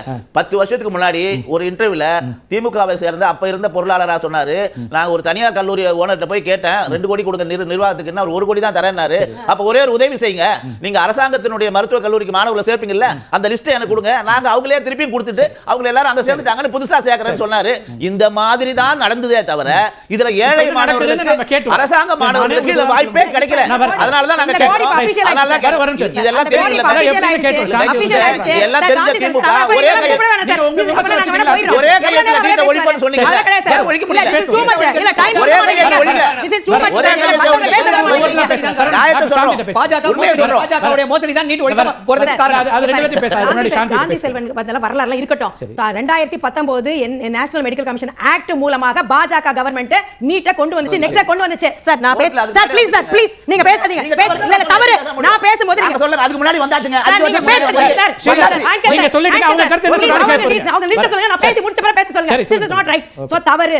ஆக வந்து இவங்க தான் கொண்டு வந்தாங்க. ஒருவேளை இவங்களுடைய ஸ்டாண்ட் என்ன வேணா இருந்து போட்டோம். அவங்க மாத்தணும் நினைச்சா NMC ஆக்ட்ல மாத்திரலாம். ஆனா மாத்தல. ஆக NMC act clearly says NMC act தான் கொண்டு வந்துச்சு. இப்போதைக்கு நடைமுறையில் இருக்கிற நீட். அடுத்து இவர் பேசினாரு நோக்கம் என்பது தகுதி. இவ்வளவு கஷ்டப்படுவீங்க, பட்டனை கட்டுவீங்க, பிராவா கட்டுவீங்க, தாலியை கட்டுவீங்க, எல்லாம் செய்வீங்க. எக்ஸாம் முடிச்சதுக்கு அப்புறம் அப்படியே பர்சன்டேஜ்ல குறைச்சு 0% இருக்கிறவங்களுக்கு சீட்டு கொடுப்பீங்க. அது பரவாயில்லையா? அப்ப எதுக்கு இந்த நீட்? நோக்கம் வந்து தகுதி திறமைன்னா எதுக்கு நீங்க தனியார் கல்லூரிகளுக்கு ஆதரவாக அவங்களுக்கு சீட்டு வேஸ்டா போகுது? அவர் என்ன சொல்றாருன்னா 2 கோடிக்கு போனது நாங்க இப்ப வந்து பிள்ளைகளுக்கு கிடைக்குது. இல்ல அது இருக்கு. யூஜி நீட் இருக்கலாமா? நான் பேசும்போது இருங்க. எதை சம்பந்தமா எதுல பேசல? தகுதின்னு வரும்போது என்ன வரும்? ஒரு நிமிஷம் பேச விட்டு கேள்வி கேட்டா சொல்லுங்க. நீங்க நோட் பண்ணீங்க. உங்களுக்கே வர. அவங்க பேசி நிறுத்துங்க சார். நிறுத்துங்க. பேசி முடிச்சிட்டு உங்களுக்கே வர. என்னோட டைம் நீங்க அவங்க பேசி முடிச்சிட்டு என் டைம் முடிஞ்ச அப்புறம் கேள்வி கேட்க சொல்லுங்க. அந்த கேள்வி அவர் உங்ககிட்ட கேட்கணும். இன்னொரு விஷயம் நீட் 0% கொண்டு வந்தாங்க. ஏன் most fiery debate ever guys in recent times நான் பார்த்ததுல மோஸ்ட் ஹார்ட்ஃபெல்ட் சோல்ஃபுல் டிபேட் இதுதான். Most fiery. இருங்க யூஜி நீட் இருக்கலாமா? நான் பேசும்போது இருங்க. எதை சம்பந்தமா எதுல பேசல? தகுதின்னு வரும்போது என்ன வரும்? ஒரு நிமிஷம் பேச விட்டு கேள்வி கேட்டா சொல்லுங்க. நீங்க நோட் பண்ணீங்க. உங்களுக்கே வர. அவங்க பேசி முடிச்சிட்டு அவங்க பேசி முடிச்சிட்டு உங்களுக்கே வர. என்னோட டைம் நீங்க நான் பேசி அவங்க பேசி முடிச்சிட்டு உங்களுக்கே வர. டீசன்சி வந்து பேசி முடிச்ச அப்புறம் என் டைம் முடிஞ்ச அப்புறம் கேள்வி கேட்க சொல்லுங்க. அந்த கேள்வி அவர் உங்ககிட்ட கேட்கணும். இன்னொரு விஷயம் நீட் 0% கொண்டு வந்தாங்க. ஏன் கொண்டு வந்தாங்க? நீட் சூப்பர் ஸ்பெஷாலிட்டி DMMCH எல்லாத்துக்கும் கொண்டு வந்திருக்காங்க. ஏன்னா தனியார் மருத்துவமனையில சீட் வேஸ்டா போகுது. அப்ப என்ன பண்ணீங்க? அவர் யூஜில அப்படி இருந்தா இருங்க சார் நான் கேள்வி கேட்டாச்சு பதில் சொல்றேன். Allow me to talk. இப்போ நீங்க குறைக்க நெசசரி வந்தது. எப்ப வந்தது? சீட் எடுக்கவே யாருமே இல்ல. நீட் சூப்பர் ஸ்பெஷாலிட்டி DMMCH யாருமே எடுக்க முடியல. அப்படியே ஃப்ரீயா போது பண்றாங்க. ஆனா எடுத்த உடனே நீட்டுக்கு 0% கொண்டு வர மாட்டாங்க. 50 40 ஆக்குவாங்க. அப்புறம் private medical college seat fill ஆகலையா? 40 30 ஆக்குவாங்க. இன்னும் ஃபில் ஆகலையா? Private medical college seat fill ஆகணும். அதுதான் இந்த அரசாங்கத்தோட ஒன்றிய அரசாங்கம் கடமை. உடனே வந்துட்டு 20 30 ஆக்கி 30 20 ஆக்கி 10 ஆக்கி 0 கொண்டு வராங்க. ஒரே நாளே அப்படியே 50 ல இருந்து 0 க்கு கொண்டு வரது இல்ல. எல்லாத்துக்கும் எவிடன்ஸ் இருக்கு. இல்ல ஒரு டேட்டா சொல்லுங்க. கடந்த ஆண்டில் அதுக்கு முந்தின ஆண்டு டேட்டா. இது ரொம்ப ரொம்ப சாதாரண டேட்டா. இது நீங்க சும்மா கூகுள் பண்ணாலே தெரியும். 32 க்கு கொண்டு 50 32 கொண்டு வருவாங்க. 32 20 க்கு கொண்டு வந்திருக்காங்க. 20 வந்துட்டு 0 கொண்டு வந்திருக்காங்க. அதே மாதிரி நீட் யூஜில கொண்டு வந்திருக்காங்க. இன்னொரு விஷயம் என்னன்னா சீட் எடுக்கிறதுக்கு ஆளே இல்லன்னா அக்கார்டிங்லி தான் குறைப்பாங்க. இது வந்து சும்மா வரலாறு. நீங்க யார் கூகுள் பண்ணாலும் தெரியும். அடுத்து வந்து நேஷனல் டெஸ்டிங் ஏஜென்சிங்கிறது வந்து ஒரு சொசைட்டி ஆக்ட்ல பதிவு பண்ணப்பட்ட ஒரு அமைப்பு. யூஜிசிங்கிறது ஆக்ட் பிரகாரம் இது எந்த விதமான அக்கௌண்டபிலிட்டி ஆன்சரபிலிட்டி எதுவுமே இல்லாத யாருக்குமே பதில் சொல்ல தேவையில்லாத ஒரு வீக்கான ஒரு அமைப்பு. சோ எங்கள்ட்ட ராதாகிருஷ்ணன் கமிட்டின்னு ஒன்னு போட்டாங்க. நேஷனல் டெஸ்டிங் ஏஜென்சி எதுக்கு போட்டாங்க? நான் உடனே வந்து நீங்க கிரேஸ் கருணை மதிப்பெண் போட்டாங்களா? கொடுத்தாங்களா? யாரு கொடுத்தாங்க? எப்படி கொடுத்தாங்க? எந்த விதமான வெளிப்படைத்தன்மை இல்லாம ஜஸ்டிஃபிகேஷன் இல்லாம நீங்க கருணை மதிப்பெண் கொடுத்தீங்க. உடனே வந்துட்டு யூஜிசி நெட் தேர்வை கேன்சல் பண்ணீங்க. நீட் பிஜி தேர்வை கேன்சல் பண்ணீங்க. இதெல்லாம் எப்ப பண்ணீங்க? ஆரம்பிச்சு ஒரு 2-3 வருடங்கள் 2017 தான் 16 ஆரம்பிக்கிறீங்க. சோ உங்களோட லட்சணம் நேஷனல் டெஸ்டிங் ஏஜென்சி லட்சணம் உங்களுக்கு எழுத உடனே எக்ஸாம் லாஸ்ட் மினிட்ல கேன்சல் பண்றீங்க. சோ அப்பலாம் உங்களால நடத்த தெரியல. எந்த அனுபவமும் நீங்க கத்துக்கல. ராதாகிருஷ்ணன் கமிட்டியை நீங்க அமைக்க வேண்டிய சூழலை கொண்டு வந்தது நேஷனல் டெஸ்டிங் ஏஜென்சி தான். இன்னொன்னு 25 பேர் தான் அங்க பெர்மனன்ட் எம்ப்ளாயி. மிச்சவங்க எம்ப்ளாயே கிடையாது. இவ்வளவு பணத்தை வச்சு என்ன பண்றீங்க? ஆக சரியாக அதை ஒழுங்கா செலவு பண்ணல. சமூக நீதிக்கு எதிரானது. இப்ப தமிழ்நாட்டுல பாத்தீங்க SC ST ஸ்டூடண்ட்ஸ்க்கு ஃப்ரீ தான். அப்ளிகேஷனுக்கு ஃபார்ம்ல காசே வாங்க மாட்டோம். ஆனா தேசிய தேர்வு முகமை வந்து எல்லாத்துக்கும் காசு வாங்குறாங்க. அதுக்கப்புறம் ஃபீஸை பத்தி சொன்னாரு. எங்க நீட்டுக்கும் ஃபீஸுக்கும் சம்பந்தமே கிடையாது. நீட்டுங்கிறது தனி, ஃபீஸ் ஸ்ட்ரக்சர் தனி. எப்படி சொல்றீங்க? நேஷனல் மெடிக்கல் ஆக்ஷன் NMC ஆக்ட்ல என்ன தெரியுமா சொன்னாங்க? 100% சீட் இருக்குன்னு வச்சுக்கோங்களேன். 100 அதுக்கு 50% வந்துட்டு நீங்க எவ்வளவு வேணா ஃபிக்ஸ் பண்ணிக்கலாம். பிரைவேட் காலேஜஸ்ல எவ்வளவு வேணா டீம்டு யூனிவர்சிட்டி சொல்றீங்க இல்ல பிரைவேட் காலேஜே பண்றாங்க பிரைவேட் காலேஜ் டீம்டு எல்லாமே எவ்வளவு வேணா ஃபீஸை ஃபிக்ஸ் பண்ணிக்கலாம். ரிமைனிங் 50%க்கு அந்த காலேஜ் எந்த ஸ்டேட்ல இருக்கோ அந்த ஸ்டேட்டோட கவர்மெண்ட் ஃபீஸ் கொடுக்கணும்னு சொன்னாங்க. உடனே அவங்க தனியா இருக்கவங்க போயிட்டாங்க. எங்க போயிட்டாங்க? கோர்ட்டுக்கு போயிட்டாங்க. அப்படியே நிக்குது. அப்போ 100% சீட்ஸுக்கும் டைரக்ட்லி அண்ட் இன்டைரக்ட்லி இப்போ வந்து ஃபீஸ் வந்து அவங்க தான் ஃபிக்ஸ் பண்றாங்க. பிரைவேட் காலேஜஸ் ஃபிக்ஸ் பண்றாங்க. யூஜிசியும் வந்து டீம்டு காலேஜஸ்க்கு ஃபிக்ஸ் பண்ணல. நாங்க ஒரு வழக்கு தொடுத்து பாண்டிச்சேரியில வந்து டீம்டு ஃபிக்ஸ் பண்ணணும்னு சொல்லி ஜட்மெண்ட் வந்தது. எதுவுமே கிடையாது. 100% ஒயிட்டா கோடிக்கணக்கில் பணம் போயிட்டு இருக்கு. தகுதி திறமைக்கு நீட்டுக்கு சம்பந்தம் கிடையாது. அது தனி. ஃபீஸை வந்து கண்ட்ரோல் பண்ணணும். எல்லாத்தையுமே ஃபீஸை கண்ட்ரோல் பண்ணலாமே. கோச்சிங் சென்டரோட ஃபீஸை கண்ட்ரோல் பண்ணுங்க. பிரைவேட் மெடிக்கல் காலேஜஸ் ஃபீஸை வந்துட்டு கோச்சிங் சென்டர் ஃபீஸை இவங்க எப்படி கண்ட்ரோல் பண்ணலாமே? இப்ப நான் சொல்றேன், கொரோனா டைம்ல ஹாஸ்பிடல்ல ஃபீஸ் இவ்வளவு தான் வாங்குன்னு சொன்னீங்களா? சோ ஒரு உச்சபட்சமா இவ்வளவு பண்ணலாம்னு சொல்லலாம். எல்லாத்துக்குமே அரசாங்கத்துக்கு அதிகாரம் இருக்கிறது. அதை பண்ணாம இவங்க எல்லாத்தையும் அரசியலாக்குவது என்பது ஒன்றிய பாஜக அரசு தான். மாணவர்கள் விரோத அரசு, ஜனநாயக விரோத அரசு, கூட்டாட்சிக்கு எதிரான இதுவா இருக்கு. தேர்வு நடத்தி தான் ஆகணும். ஏன்னா இப்ப அந்த தேர்வே வேணாம்னு சொல்லல. இப்ப நம்ம ஏற்கனவே பேசியிருக்கோம். 60,000 சீட் இருக்கு. இப்ப நான் வந்து தமிழ்நாடு அரசு சட்டசபையில என்ன மசோதா கொண்டு வந்தாங்க? நீட் விலக்கு மசோதா தான் கொண்டு வந்தாங்க. அதுதான் தமிழ்நாடு சட்டசபையில பண்ண முடியும். என்னோட அரசின் கட்டுப்பாட்டில் இல்ல, தமிழக அரசின் கட்டுப்பாட்டில் உள்ள இடங்களுக்கு தான் விலக்கு கேட்டோம். 60,000 சீட் வந்து தமிழக மாணவர்கள் தனியார் கல்லூரியில, டீம்டு கல்லூரியில, ஆல் இந்தியா கோட்டால, சென்ட்ரல் இன்ஸ்டிடியூட் எழுத முடியும். அப்ப அந்த தேர்வு வேணும். அந்த தேர்வு ஏற்கனவே இருக்கு. இப்பதான் நீட்டின் பேர் all India pre medical pre dental test இருந்தது. அதை ஒழுங்கா நடத்த வேண்டிய பொறுப்பு ஒன்றிய அரசு இருக்கு. அது தவறுறாங்க. நீங்க என்ன சொல்ல வரீங்க? மெயினா ஹானரபிள் பிரைம் மினிஸ்டர் வந்து நீட் கொண்டு வரும்போது நான் மெரிட் ஒரு பையன் கூட காம்ப்ரமைஸ் பண்ண மாட்டேங்கிறாங்க. இப்போ நீங்க வந்து என்னன்னா நீட்ல வந்து ஒரு பையன் வந்து மார்க் வாங்கியிருக்கான். அந்த கம்யூனிட்டியோட கட் ஆஃப் வந்து 600 மார்க், 599 மார்க் இருந்து மேடம் சொன்ன மாதிரி என்கிட்ட வந்து 4.5 லட்சமோ இல்ல 30 whatever சார் சொன்ன 1.5 கோடியோ இல்லைனா சீட்டை விட்டு கொடுக்கறதுனால தான் எலிஜிபிலிட்டி. நாங்கலாம் படிக்கும்போது என்ன ஒரு 95க்கு மேல இல்லைனா நாங்க நீட் பக்கமே வர மாட்டோம். எலிஜிபிலிட்டி நீங்க 50 ஆக்குறீங்க. அப்ப பணம் உள்ளவங்க உள்ள வாங்குறீங்க. அப்ப மெரிட் வந்து காம்ப்ரமைஸ் ஆகுது. இது ஒரு நல்ல சொல்யூஷன் என்ன அப்படின்னா கவர்மெண்ட்டே என்ன செய்யலாம், மெரிட்டை காம்ப்ரமைஸ் பண்ணாம யார் நல்லா படிச்சு வர்றானோ அந்த பையனுக்கு ஃபீஸை வந்து அந்தந்த ஸ்டேட்டை கொடுக்க சொல்லிட்டு 10 வருஷம் பாண்ட் போட்டு ஒரு ஒர்க் பண்ணா 10 வருஷத்துல உலகத்துக்கே நம்ம தான் மெடிக்கல் கேபிட்டல் இருக்கும். ஏன்னா நல்ல ட்ரெயின் டாக்டர்ஸ் இருக்காங்க. இவங்கலாம் ரிட்டையர்ட் ஆயிட்டாங்கன்னா மணி கொடுத்து வரது மெரிட் காம்ப்ரமைஸ் ஆகும்போது மணி கொடுத்து வரவே அந்த மாதிரி வந்து படிக்க மாட்டான். ஒரு நிமிஷம் காயத்ரி கேட்டு வரும். இதுல மெரிட் காம்ப்ரமைஸ் ஆகுதுன்னு ஒரு ஆர்குமெண்ட்டை நெடுஞ்செழியனும் வைக்கிறாரு, டாக்டர் சாந்தியும் வைக்கிறாங்க. வரக்கூடிய ரிசல்ட்ஸ்ல இருந்து பார்க்கும்போது அவங்க சொல்றதும் நீங்க எலிஜிபிலிட்டியை ஒவ்வொரு ஆண்டுல சில நேரங்களில் குறைக்கிறது அப்படிங்கிறதே காம்ப்ரமைஸ் தானே அப்படின்றாங்க. மேடம் சொன்னது வந்து நெக்ஸ்ட் பிஜிக்கு சொன்னாங்க. அது வந்து நெக்ஸ்ட் அப்படிங்கறதே இனிமே உள்ள கிடையாதுங்க madam. Please I am talking about NEET PG. You can Google it now also. PG அதுதான் சொல்ல வரேன். அதுதான் சொல்ல வரேன். அதான் அவங்க பேசுறாங்க. Okay okay Gayatri. நெக்ஸ்ட்ன்ற தேர்வு ஃபைனல் இயர்ல படிக்கக்கூடிய மாணவர்களுக்கு அப்படியே கொடுத்து நீட்ல பிஜி இல்லாம பண்ணணும். Next I am talking about NEET NEET. நான் பேசவே இல்ல. கொஞ்சம் எனக்கு டைம் கொடுங்க. NEET super speciality, NEET PG அத பத்தி பேசுங்க. நெக்ஸ்ட் பத்தி திஸ் இஸ் நாட் நெக்ஸ்ட் நான் பேசலன்றேன். நீங்க என்ன நினைக்கிறீங்களோ அத பேசறதுக்கு நான் இல்ல. ஓகேங்களா? நான் என்னோட கருத்து சொல்றதுக்கு இங்க வந்திருக்கேன். நீங்க உங்க கருத்து சொல்லலாம். அவங்க கிளாரிஃபிகேஷன் கொடுக்கறாங்க. அவங்க பேசினது நெக்ஸ்ட் இல்ல நீட் பிஜி ன்னு கிளாரிஃபை பண்றாங்க. அவங்க பேசினத பத்தி நான் வந்து நீட் பிஜி தான் சொல்றேன். நெக்ஸ்ட்ன்ற தேர்வு முறையை இவர்கள் இன்ட்ரோ듀ஸ் பண்றாங்க. ஃபைனல் இயர்லயே கொண்டு வரணும் அப்படிங்கிறது இவர்களுடைய எண்ணம். சோ அதற்காக அவங்க என்ன பண்றாங்க, பிஜில லாஸ்ட் எக்ஸாமா வைக்கும் பொழுது அந்த போன முறை முதல்ல எலிஜிபிலிட்டியே கம்மி பண்ணாங்க. இன்னைக்கு நான் சொல்றேன் நம்ம தமிழ்நாட்டிலேயே இன்ஜினியரிங் காலேஜ்ல எலிஜிபிலிட்டி 45%. அதனால 45% எடுக்கிற எல்லாருக்கும் அந்த இடம் கிடைச்சிருதா? யோசிச்சு பாருங்க. அப்போ ஆனா நீங்க சொல்றதுல எலிஜிபிலிட்டியை குறைக்கறாங்கன்றது அப்ப தகுதி அல்லது தரம்ல ஒரு காம்ப்ரமைஸ்னு வராதா காயத்ரி? எலிஜிபிலிட்டி குறைக்கிறது அது வந்து அதான சொல்றேன். ஒரு எக்ஸ்ட்ராடினரி சிச்சுவேஷன் அப்படிங்கிறது இருக்கு இல்லையா? அந்த இடத்துல நம்ம பார்க்கணும். நீங்க கேட்டீங்க எத்தனை பேருக்கு அப்படி கொடுத்திருக்காங்க நீங்க சொல்லுங்க அப்படினீங்க. அததான் நாமளும் சொல்றோம். அது வந்து ஒரு கடைசியாக பப்ளிக் ஹெல்த் ரிலேட்டடாக உள்ள ஒரு கோர்ஸ் நிறைய பேர் ஆப்ட் பண்ணவே இல்லை. ஏன்னா அது வந்து நிறைய கிராமங்கள்ல போய் ஒர்க் பண்ணணும், நிறைய சர்வீஸ் பண்ணணும் பொழுது அந்த கோர்ஸ நிறைய எடுக்கல. அதனால அந்த இடத்துல காம்ப்ரமைஸ் பண்ண கூடாதுல. ஏன்னா மருத்துவ மாதிரி ஒன்றல காம்ப்ரமைஸ் நடந்துட கூடாதுன்னு தான் நம்ம டாஸ்லேட் வச்சு டெஸ்ட் பண்ணி எடுக்கிறோம். அப்ப அங்க கிராமத்துக்கு போய் பணியாற்றக்கூடியவர்கள் காம்ப்ரமைஸ் ஆயிடலாமா? இது வந்து பிஜில உள்ள தேர்வுங்க. நம்ம அத புரிஞ்சுக்கணும். அவங்க எம்பிபிஎஸ் படிச்சிட்டு தானே வராங்க. அதனால தான் சொல்லுது. இல்ல அப்ப பிஜி நீட்டே வேண்டாமே. படிச்சிட்டு தான் அப்ப பிஜி நீட்டே வேண்டாமே. நீட் பிஜி வேண்டாம்ன்ற காயத்ரி நீங்க சொல்ற கணக்கு படி பார்த்தா, லாஜிக் படி பார்த்தா அவங்க எம்பிபிஎஸ் முடிச்சிட்டு தானே வராங்க. அப்ப எதுக்கு நீட் பிஜிக்கு ஏன்? அதனால தான் வேண்டாம்னு சொல்றாங்க. அதனால தான் நீட் பிஜி வேண்டாம்னு சொல்லுது. நீட்டோட ஃபைனல் அவங்களுடைய யூஜியோட ஃபைனல் எக்ஸாம்லயே அவங்களோட சப்ஜெக்ட்லயே நீங்க குவாலிஃபையிங்கா வைங்க. பிஜின்ற ஒரு எக்ஸாமே வேண்டாம்ன்றாங்க. அப்ப அது வந்துருச்சுனா 12ஆம் கிளாஸ்ல எடுக்கிற மதிப்பெண்களை பேசிக்கா வச்சிருங்கன்னு சொல்லிடுவோம்ல. அப்புறம் எதுக்கு அப்புறம் நீட்? அப்படி கிடையாது. இந்த ரெண்டுத்துக்கு உள்ள காம்படிஷன் இருக்குல்ல சார். 22 லட்சம் பேர் எழுதி உங்களுக்கு 1,18,000 சீட் வரதுக்கோ நீங்க பிஜில எத்தனை பேர் ஹையர் ஸ்டடீஸ்க்கு எடுக்கிறதுக்கு அப்ரோச் பண்றாங்கன்றதுக்கும் டிஃபரன்ஸ் இருக்கு இல்லையா? அதுல அங்க எடுக்க இந்த தேர்வு எழுதி தான நம்ம சிஸ்டம் பத்தி தான் பேசுறோம். அதுல எவ்வளவு பேர் வராங்க போறாங்கன்றது ரெண்டாவது. மேடமோட ஜீனியஸ் பார்த்தீங்களா? மேடம் ஒரு கல்வியாளர். ஹையர் ஸ்டடீஸ் யூஜி பண்ணுறாங்க. ஹையர் ஸ்டடீஸ்க்கு தானே அவங்க பிஜி வராங்க. 12th முடிச்சுட்டு ஹையர் ஸ்டடீஸ்க்கு தானே இப்போ வந்து யூஜிக்கே வராங்க. என்ன லாஜிக்கு? மேடம் யாருக்கு சொல்லி கொடுக்குறா? அவங்க ஸ்டூடெண்ட்ஸ்லாம் யாரு? ஐயா இந்த ஸ்ட்ரீமை பார்த்து மேடமோட ஸ்டூடெண்ட்ஸ் யாச்சும் தான் கொஞ்சம் வந்து சொல்லிட்டு கமெண்ட் செக்ஷனில் வந்துட்டு போங்கய்யா. மேடம் வந்து சப்ஜெக்ட்லயாச்சும் நாலேஜ் இருக்கா, கரெக்டாக தான் எடுப்பாங்களா, என்ன எனக்கு ஒன்றும் புரியல. ரொம்ப it's mind blowing guys, logic is mind blowing really.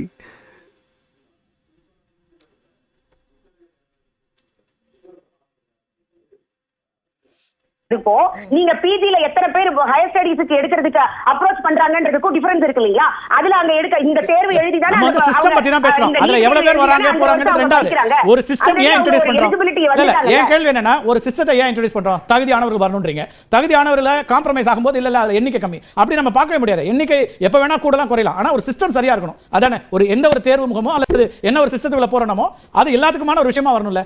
நீங்க அதுல போய் அப்புறம் காம்ப்ரமைஸ் பண்ணலாம் அப்படி முடியாது. அது 2 லட்சம் பேரா இருந்தா 200 பேரா இருந்தா நீட் எலிஜிபிலிட்டி எழுதி தானே அவங்க உள்ளுக்குள்ள வராங்க. அவர்களுக்கு திரும்பவும் ஒரு தேர்வு வேண்டாம் அப்படிங்கறது என்னோட கருத்து. அதற்காக தான் அவங்க நெக்ஸ்ட் டே சொல்றாங்க, தனியா நீ ஒரு எக்ஸாம் எழுதாத, நீ உள்ள ஃபைனல் இயர் பேப்பர்லயே நான் உனக்கு அந்த பேப்பரை அப்படியே கொடுக்கிறேன், எலிஜிபிலிட்டி ஆயிக்கோ, தனியா எக்ஸாம் வேண்டாம்னு சொல்றாங்க. ஃபீஸ் ஸ்ட்ரக்சர்ல அவங்க என்ன சொல்றாங்க? 50% அரசாங்கத்தினுடையதா இருக்கு, 50% தனியார் அவங்க நினைச்ச ஃபீஸை ஃபிக்ஸ் பண்ணக்கூடிய இடம் இருக்கு. லீகலா ஒயிட் மணியா போயிடுது. இப்ப டீம்ட் யுனிவர்சிட்டில ஒரு யுனிவர்சிட்டி 25 லட்சம் ஆண்டுக்கு, 30 லட்சம் ஒரு ஆண்டுக்கு, 32 லட்சம் இப்ப வரைக்கும் எனக்கு தெரிஞ்சது. இன்னும் கூட 23 லட்சம் சார். டாப் 10 கல்லூரிகள் 25 லட்சம் அப்படின்னு சொல்றாங்க. அதற்கு கீழ இருக்கக்கூடிய கல்லூரிகள் 23 லட்சம் அப்படின்னு சொல்றாங்க. அப்படின்னா இது யாரு ஃபிக்ஸ் பண்றாங்கன்னு அவங்க மேடம் சொல்லட்டும். எனக்கு தெரியல. இப்போ அப்படிதான் டைரக்டா கவர்மெண்ட் கொடுக்குது. ஆன்லைன்ல தானே நீங்க ஃபீ பே பண்றீங்க. டீம்ட் யுனிவர்சிட்டி ஆல் இந்தியா லெவல்ல இருக்குது. அப்ப ஆல் இந்தியா லெவல்ல ஸ்டூடண்ட்ஸ் உள்ளுக்குள்ள வரும் பொழுது அந்த ஃபீஸ் ஃபிக்ஸ் பண்றாங்க. அப்போ ஒண்ணு ஏனா அதுதான் என்ன கேக்குறாங்க, நீங்க அதுக்கு ஒரு கட் ஆஃப் வைக்கலாம்ன்ற கம்மி மார்க் கம்மி, அப்ப அதற்குரிய காலேஜ் கிடைக்கும் பொழுது அதற்குரிய ஃபீஸ் நம்ம கட்டலாம். அந்த இடத்துல தான் வேணா சார், காசு இருந்தா போறோம் சார். நீங்க அவங்களுக்கு சொன்ன மாதிரி நான் வரேன்.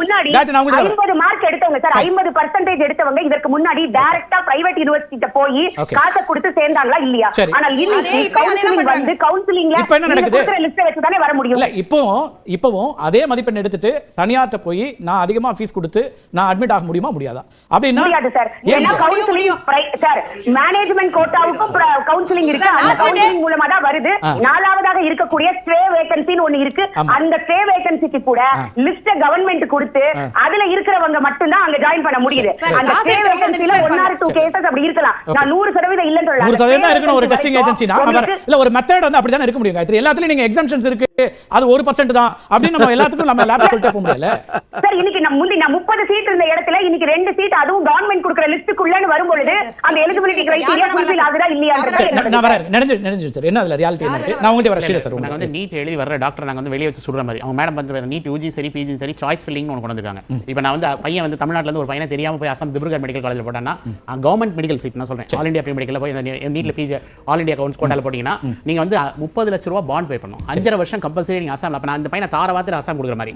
இன்னொன்று வந்து இந்த எக்ஸாமினேஷன் மெத்தட்ல நீங்க மெரிட்டே காம்ப்ரமைஸ் பண்ண மாட்டோம்னா இப்போ சிஎம்சி வெள்ளூர் வந்து பெஸ்ட் ஹாஸ்பிட்டல் ஏசியாலே one of the best hospital. அதுக்கு வந்து மேனேஜ்மெண்ட் கோட்டாவும் நீங்க 58,000 தான். நீங்க வந்து ஈவன் கவர்மெண்ட் அப்பாயிண்டட் கோட்டாவும் 58,000 தான். அவங்க ஏன் வந்து உங்களை மாதிரி 20 லட்சம் 30 லட்சம் வாங்கலைனா ஏன் ஃபீஸை நீங்க சென்ட்ரலைஸ்டா பண்ணி கவர்மெண்ட் வந்து மெரிட்டை காம்ப்ரமைஸ் பண்ண மாட்டோம்னா ஃபீஸ் சிஎம்சி மாதிரி 58,000 எல்லாத்துக்கும் ஃபிக்ஸ் பண்ணுங்க. அதை நீங்க ஏன் பண்ண மாட்டேங்கிறீங்க? அது வந்து கல்வி ஒரு வியாபாரமாக்கப்பட்ட சூழல்ல குழந்தைங்க வந்து பாதிக்கப்படுறாங்க. ஒரு டெஸ்டிங் அதாவது குழந்தைகளுக்கு தகுதி திறமை இதெல்லாம் நம்ம வைக்கும்போது இருக்கக்கூடிய கல்லூரிகளுக்கு நீங்க வந்து ஒரு ஃபீஸ் லிமிட் பண்ணலாமே, அதை ஏன் பண்ண மாட்டேங்கிறீங்கன்னு கேட்குறேன். அதுக்காக ஏற்கனவே உங்களே சொன்னாங்க 50% சீட்டு தனியார் கல்லூரியில் டீம்ட் யூனிவர்சிட்டியில் 50% அரசாங்கத்தினுடைய ஒதுக்கீடு கொடுக்கணும், 50% நீங்க ஃபீஸ் வச்சுக்கோங்க. அது கோர்ட்ல இருக்கு, சுப்ரீம் பெண்டிங்ல இருக்கு. அதுதான் சொல்றேன். ஒரே ஒரு விஷயம், ஒரு தனியார் கல்லூரியினுடைய அவங்களுடைய கூட்டமைப்பில் இருக்கிறவங்களும் அந்த முதலாளிகளை யாராவது கூப்பிட்டு கேட்டாதான் அவங்க தனியார் கல்லூரி நடத்துறதுல இருக்கிற விஷயங்களை சொல்ல போறாங்க. ஆனா என்னுடைய பிரச்சனை யாருக்கான அக்கறையோட இருக்கீங்கன்னு கேள்வி. ஒரே விஷயம், நாங்க எதுக்கு இருக்கிறோம்? நாங்க அதுதாங்க தகுதியுள்ள மாணவர்களை நாங்க சொன்னாங்க 0% 0% ஒரு மருத்துவரா இருந்துட்டு அப்படி சொல்றாங்க. பாக்குறவங்களுக்கு என்ன தெரியும்? 0% வித்தியாசம் இருக்கு. ஏன் 0% அது பிஜில கொடுக்குறாங்கன்னு உங்களுக்கு தெரியும். ஒரு குறிப்பிட்ட ஃபோரன்சிக் மாதிரி ஒரு சில பிஜிக்கு வந்து யாருமே வர மாட்டேங்கிறாங்க. அப்ப வர எங்க இல்ல அரசாங்கத்துக்கு சேர்த்து இல்ல அதுதான் இல்ல ஃபீஸே இல்ல. அது வந்து இலவசமாக ரொம்ப குறைச்சலான ஃபீஸ்ல தனியார் மருத்துவக் கல்லூரி கொடுக்குறாங்க, அரசாங்க மருத்துவக் கல்லூரி கொடுக்குறாங்க. ஆனா அதை சேர்வதற்கு ஆள் இல்ல. ஏன்னா குறிப்பிட்ட டெர்மட்டாலஜி, கார்டியாலஜி, சோனாலஜி அப்படிதான் போறாங்களே தவிர பயாலஜில எவ்வளவு குறைந்த மதிப்பெண் எடுத்தாலும் சீட் கிடைக்கிற ஒரு நிலைமை இல்ல. ஒரு விஷயம் அதுதான் சொல்ல வந்தேன். சொன்னார் இல்லையா இது மாதிரி வந்து எல்லாருக்கும் வந்து கொடுத்துறாங்க அப்படிலாம் கிடையாது. நீட்ல வந்த பிறகு உங்களுடைய தமிழ்நாட்டை சேர்ந்த ஒரு அமைச்சரே சொன்னார் என் பொண்ணை சேர்க்க முடியல, ஆனா இதுக்கு நீட் பாஸ் பண்ணல என் பொண்ணு, அதனால நான் வேற காலேஜ் சேர்த்தேன், வேற கல்லூரியில சேர்த்தேன். நம்ம தமிழ்நாட்டு அமைச்சர், தமிழ்நாட்டுல இருந்து ஏன்னா பிரதமர் நம்ம பிரதமர் தான், அமைச்சர் நம்ம அமைச்சர் தான். பேரே சொல்றேன், தயாநிதி மாறன் சொன்னாரு என் குழந்தை இதே நீட் இல்லன்னு வெச்சுக்கோங்க எங்கயாவது ஒரு மூட்டையை கொடுத்து சேர்த்திருப்பாரு. அதெல்லாம் ஒரு பெரிய விஷயம் இல்ல. அதுதான் அவரே சொல்லிருக்காரு. இதே இன்னைக்கு கூட குறிப்பிட்ட ஒரு அரசு வழக்கு அவர் போட்டாருன்னா நீங்க தான் எதிர்க்கணும். ரெண்டு பேரும் என்ன பேசுறாங்க? போடுங்க. அவரே நான் தாராளமா எதிர்கொள்ள தயாரா இருக்கிற வழக்கு போட சொல்றேன். அவரே சொன்னதை நாங்க சொல்றோம். அதனால இன்னைக்கு அதுக்கு ஏற்கனவே இருந்தது பெரிய பணக்காரங்க, இல்லன்னா அதிகமா 97 மார்க்குக்கு மேல 10th வாங்குறவங்க +1 +2 தனியார் பள்ளிகளில் படிச்சுட்டு அவங்களுக்கு கிடைச்ச வாய்ப்பு. ஆனா ஏழை மாணவர்களுக்கு, மருத்துவ அரசாங்க பள்ளிக்கூட படித்த மாணவர்களுக்கு ஒரு வாய்ப்பு கொடுக்குறது. அது இது தமிழ்நாட்டுல சொல்றீங்க. தமிழ்நாட்டுல இந்தியா முழுக்க இருக்கிற ஏழை குழந்தைகள் என்ன பண்றது? எல்லா மாணவர்களுக்கும் நான் சொல்றேன். 7.5 தமிழ்நாட்டுல அந்த பாருங்க, நீங்க தாங்க இது அரசியலா பெரிய அளவுல கொண்டு வந்து தமிழ்நாடு தாங்க இவ்வளவு நாங்க ஒழிப்போம். 7% அதிமுக அரசாங்கம் கொண்டு வந்தது சார். அது வேணும்னா இப்ப அத நாங்க தான் கையெழுத்து போட வச்சோங்கறாரு. தேர்தலே வேணாம்னு தமிழ்நாடு சொல்லுதா? எந்த இதுக்கும் அப்ப காவலர் பயிற்சி கூட தான் வந்து தேர்தல் வைக்கிறீங்க, காவலர் தேர்வு கூட தான் நடக்கிறீங்க. அப்ப ஒரு ஏழை மாணவன், இளைஞர், கிராமத்துல இருக்கவன் எனக்கு இந்த ஃபிட்னஸ்லாம் இல்ல, எனக்கு என்ன இருக்கு, எனக்கு ஒரு பிரிவிலேஜ் கொடுங்கன்னு கேட்க முடியுமா? இப்ப நீங்களே தமிழ்நாடு அரசாங்கம் தானே செய்யுது. அதனால ஒரு தகுதி தேர்வு எதுக்காக வைக்கிறோம்னா ஒரு தகுதியானவர்களை தேர்ந்தெடுக்கிறதுக்கு, அதுவும் உயிர் காக்கிற மாதிரி ஒரு முக்கியமான மருத்துவத்துறையில தகுதியானவங்க வந்துடணும். தகுதி இல்லாதவங்க தவறிவிட வந்துடக்கூடாதுக்காக நாம ஒரு விஷயம் செஞ்சுக்கலாம். தேர்வு நடக்கிற தேர்வு நடத்துற முகமை கிட்ட தவறு இருந்தால் அதை திருத்துவதற்கு உரிமை இருக்கிறது. கோரிக்கை வைக்கலாம், பெற்றோர்கள் கோரிக்கை வைக்கலாம், வழக்கு போடலாம். அதுக்காக தேர்வே வேணாம்னு சொல்றது தவறான விஷயம். நீட் தேர்வு வந்து ஒரு மோசடிங்க. அது வந்து ஒரு மோசடி. அதுக்கு தகுதிக்கும் சம்பந்தமே கிடையாது. பேசும்போது சும்மா இருந்தா கொஞ்சம் ஒரு நிமிஷம். இல்ல மோசடி அதாவது என்னன்னா தகுதிக்கும் அதுக்கு சம்பந்தமே கிடையாது. அவ +1 +2 எதுக்கு படிக்கிறோம்? ஸ்ட்ரைட்டா எல்லாரும் +1 முடிச்ச உடனே 10th முடிச்ச உடனே தேர்வு நடக்குதுங்க. இல்ல வேண்டாம், எதுக்கு அந்த மார்க் குப்பையில தான தூக்கி போறாங்க. நீங்க நிறைய தேர்வுகள் வச்சு தான தேர்வு செய்றீங்க. இல்ல அதுதான் சொல்றேன். இப்போ +1 +2 வேண்டாம்ன்ற நம்ம ஒரு செட்டப்ல இருக்கோம். அவர் என்ன சொல்றாரு? இப்போ டிஎன்பிஎஸ்சி மாதிரி ஒரு தேர்வு நடக்குது, காவல்துறைக்கு தேர்வு நடக்குது, டிஆர்பி நடக்குது. அது வந்து எப்படி அதையும் இதையும் கம்பேர் பண்ண முடியுமா? ஆப்பிள்ஸ் அண்ட் ஆரஞ்சையும் கம்பேர் பண்ண முடியுமா? அதாவது ஒருத்தங்க வந்து படிச்சு முடிச்சிட்டாங்க, குவாலிஃபைட் ஆயிட்டாங்க, இவங்க படிக்க கேக்குறாங்க, அவங்க வேலைக்கு போறாங்க. படிக்கிறதுக்கு வேலைக்கு போறதுக்கு வித்தியாசம் இல்லையா? பாஜக RSS காரங்க இப்படிதான் எதையாவது ஒரு முட்டை கொடுத்துட்டே இருப்பாங்க. இதையும் பாருங்க அதையும் பாருங்க அப்படின்னு சொல்லி முட்டை கொடுத்துட்டு இருப்பாங்க. NTA மேல இது இருந்ததுன்னா நீங்க மாத்தலாம்னு சொல்றாங்க. ஐயா அது ஆரம்பிச்சதே வந்து அதுல இருந்து ஒரு பெரிய இதுதான் போயிட்டு இருக்கு. இது வரைக்கும் அது வந்து இந்த கடந்த 7 வருடங்கள்ல 66 தேர்வுகளை வந்து நடத்தியிருக்கு. அதுல 12 தேர்வுல வந்து வினாத்தாள் லீக். அருமையா சொன்னாங்க. நீட் PG அதுல நடக்கிற மாதிரி ஒரு காமெடி இது வரைக்கும் உலகத்துல எந்த ஒரு டெஸ்டிங் ஏஜென்சிலையும் நடந்திருக்காது. இதுக்கு பேரு testing agency. It's opaque agency. அது அரசாங்கத்துக்கும் அதுக்கு சம்பந்தம் கிடையாது. எப்படி இந்த PM கேர்ஸ் ஃபண்டை வச்சுக்கிட்டு நாங்கள் வந்து பிரதமர் மோடியோட படத்தை வச்சுக்கிட்டு PM கேர்ஸ் ஃபண்ட் ஏதோ அது வந்து அரசாங்கத்துக்கு சம்பந்தப்பட்ட ஃபண்ட். அதே மாதிரி தான் NTA. அதே மாதிரி தான் NTA-வுக்கும் அரசாங்கத்துக்கும் சம்பந்தம் கிடையாது. அது வந்து ஒரு தனி ஒரு இது மாதிரி சொசைட்டி ரெஜிஸ்ட்ரேஷன் ஆக்ட்ல அது ரெஜிஸ்டர் பண்ணிருக்காங்க. ரெஜிஸ்டர் பண்ணிட்டு ஒரு RSS காரர் இப்பயும் அவர் தான் இருக்கார், பிரதீப் குமார் ஜோஷி RSS காரர். அவர் உட்கார்ந்துகிட்டு போன வருஷம் என்னாச்சு 2024ல உச்சநீதிமன்றம் வழக்கு எடுத்து தள்ளி போறதா வேணாமா அப்படின்னு ஒரு உதாரணம் என்ன சொல்றாங்கன்னா, செஞ்சில இருந்து ஒரு பையன் வந்து 720க்கு 720 மார்க் எடுக்கிறாரு, தமிழ்நாட்டுல இருந்து எடுக்கிறாரு. அவர் எந்த பயிற்சி மையத்துக்கு போகல. அப்ப இங்க இருக்கக்கூடிய மாணவர்களுக்கான வாய்ப்பை நாங்க உருவாக்குறோம், ஒரு ஆசிரியருடைய மகன் அப்படின்னு ஒரு இப்போ சேலஞ்ச் பண்றேன். ஒரு 20,000 பேர் இது வரைக்கும் நீட் எழுதிய காலேஜ் கவர்மெண்ட் காலேஜ்ல போயிட்டு இருப்பாங்க. அதுல 19,999 பேர் கோச்சிங் கிளாஸ்க்கு போயிட்டு தான் போயிருப்பாங்க. யாராவது ஒருத்தர் ஏதோ ஒரு எக்ஸ்ட்ராடினரி டேலண்டட் பர்சன் எக்ஸ்ட்ரா இதுக்காக டெடிகேட் பண்ணவரனா போயிருக்கலாமே தவிர வேற கோச்சிங் கிளாஸ் போகாம யாரும் நீட் எக்ஸாம் பாஸ் ஆகவே முடியாது. ஜி பத்தி பேசுறாங்க, ஜியும் நீட்டையும் கம்பேர் பண்றாங்க. அதுல எல்லாம் படிச்சுட்டு வந்துறாங்க. அவங்க அங்க எப்படி நடக்குதுன்னா அங்க ஜி எழுதுறது வந்து ரொம்ப குறைச்சலான பேர், very minuscule minority. JEE joint entrance அதுக்கே வந்து அதுவும் சாதாரணவங்க எழுத முடியாது. அதுக்கு நீங்க வந்து ஒரு 10 லட்சம் ரூபாய் ஃபீஸ் கட்டி அதற்கான ட்ரைனிங் சென்டர்ஸ் 9th சொன்னீங்க இல்லையா, 8thலயே ஸ்டார்ட் பண்றாங்க. அது ரெண்டும் தான் பண்றாங்க. நீட் ஜேஇ ரெண்டுத்துக்கு சேர்த்து தான் கோச்சிங் நடக்குது. அதாவது நீட் கொஞ்சம் கம்மியா இருக்கு. நீட் அந்த லெவலுக்கு போறேன். ஆனா இந்த ஜேஇ இதுக்கெல்லாம் வந்து நீங்க வந்து CBSE ல படிச்சு 5 வருஷம் என்ட்ரன்ஸ் எக்ஸாமினேஷன் கோச்சிங் கிளாஸ் போனாதான் போக முடியும். அதே இதையும் தயவு செஞ்சு கம்பேர் பண்ணாதீங்க. இது வந்து மருத்துவராக வேண்டும் என்பது தமிழ்நாட்டில் இருக்கக்கூடிய ஒவ்வொரு பெற்றோருடைய கனவு, ஒரு மாணவருடைய கனவா இருக்காது. அதை வந்து இப்படி இவர்கள் தடை போட்டுக் கொண்டே இருக்கிறார்கள். எங்களுக்கு வந்து வந்த உடனே கையெழுத்து போட்டு ரகசியம் தெரியும்ன்றாங்க. ஐயா அந்த ரகசியத்துல தான் அமுச்சு விட்டோம். நீ என்ன பண்ணீங்க? அரசியல் சதி, பாஜக செய்யக்கூடிய அரசியல் சதி. தமிழ்ல என்ன சொல்றாங்கன்னா, இப்ப வந்து இது அதிமுக பாஜக கையில இருக்குன்னு சொல்றாங்கன்னா, அப்ப பிரச்சனையை எங்களால தீர்க்க முடியாது, உங்கள்ட்ட தான் இருக்குன்னு சொல்றாங்களான்னு கேட்க முடியாது. அதாவது நம்முடைய அரசியலமைப்பு சட்டம் என்ன சொல்லுதுன்னா, ஒரு மாநிலத்திற்கு ஒரு சட்டம் ஒத்து வரவில்லைன்னா அந்த மாநிலம் வந்து சட்டம் எழுதி அனுப்பலாம் அப்படின்னு சொல்லி நம்முடைய அரசியலமைப்பு சட்டம் சொல்லுது. அந்த அரசியலமைப்பு சட்டத்தை துச்சமாக மதித்து நான் உன்னோட உரிமையை நசுக்குவேன் அப்படின்னு திருப்பி அனுப்பிச்சா அதை எப்படி ஏற்றுக்கொள்வது? அதிமுகவுக்கும் திமுகவுக்கும் என்ன வித்தியாசம் அப்படின்னா ஒரே ஒரு வித்தியாசம் தான். என்ன வித்தியாசம்னா அதிமுக வந்து திருப்பி அனுப்பியதை அங்க இருந்து பிரசிடென்ட் திருப்பி அனுப்பிச்சாங்க. திருப்பி அனுப்பிச்சா 6 மாசத்துக்குள்ள திருப்பி அனுப்பிச்சாங்க. ஒரே அதிமுகவும் நீட் விலக்கு தான் சொன்னாங்க, நீங்களும் சொன்னீங்க. ஆனா நீங்க உங்கள்ட்ட ஒரு ரகசியம் இருக்குன்னு சொன்னீங்க. அந்த ரகசியம் இப்ப அந்த ரகசியம் தான். அந்த ரகசியத்தை இது பண்ணிதா என்ன பண்ணோம்? ஒரு கமிட்டி போட்டோம், அதற்கான முயற்சிகளை எடுத்தோம். 4 வருஷத்துல 5 தடவை நீட் தேர்வு வந்துச்சு. இவங்க வந்த பிறகு அந்த ரகசியத்தை சொல்ல மாட்டேங்கிறாங்க. ரெண்டாவது ஏதோ விஷயத்துக்கு சுயாட்சிக்கு எல்லாம் பெற்று கொடுத்துட்டாங்க. இதுக்கெல்லாம் போய் மாநாடெல்லாம் போடுறாங்க. அதுக்கு வந்து கோர்ட்ல போய் கேஸ் போட்டாங்கல.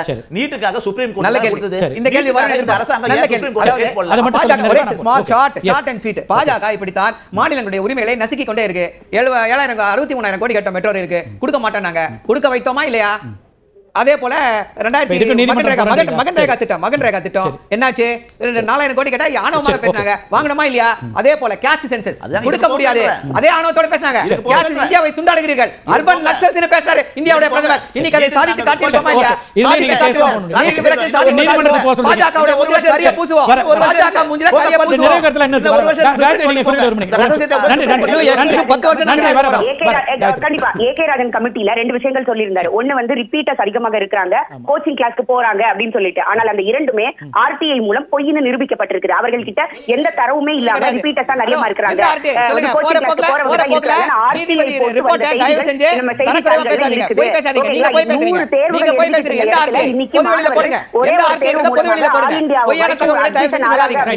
நீட் வேணும், அந்த நீட்ல இருக்க குறைபாடுகளை தொடர்ந்து நாம கண்காணித்து அதை களைய வைக்க வேண்டியது நம்மளுடைய பொறுப்பு. என்டிஏ தவறு செய்தனா என்டிஏக்குள்ள மாற்று கூட நம்ம கேட்கலாம்.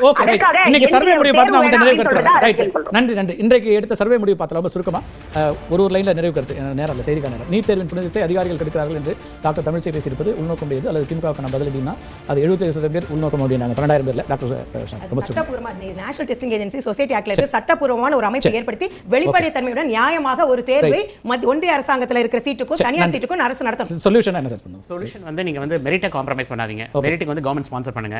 சிஎம்சி மாதிரி ஒரு இன்ஸ்டிடியூஷன் 100 சீட் கொடுக்குறீங்க, ஒண்ணுமே இல்லாத காலேஜ்ல 250 சீட் கொடுக்குறீங்க. சிஎம்சி 50,000 வாங்கினா ஃபீஸ் ஃபிக்ஸ் பண்ணுங்க. அடுத்த ஜெனரேஷனுக்கு நல்ல டாக்டர் கிடைக்க போறது இல்ல. இந்த மெரிட் காம்ப்ரமைஸ் ஆச்சுன்னா அடுத்த குழந்தைங்க அடுத்த ஜெனரேஷன் நல்லா இருந்தா நம்ம போராடி வாங்கியிருக்கோம். இந்த சுதந்திரத்தை வந்து பறிக்க. நன்றி. நிகழ்ச்சியில் பங்கெடுத்த விருந்தினருக்கும் பார்த்த நேயர்களுக்கும் மிக்க நன்றி. மீண்டும் ஒரு நிகழ்ச்சி சந்திக்கலாம். நன்றி.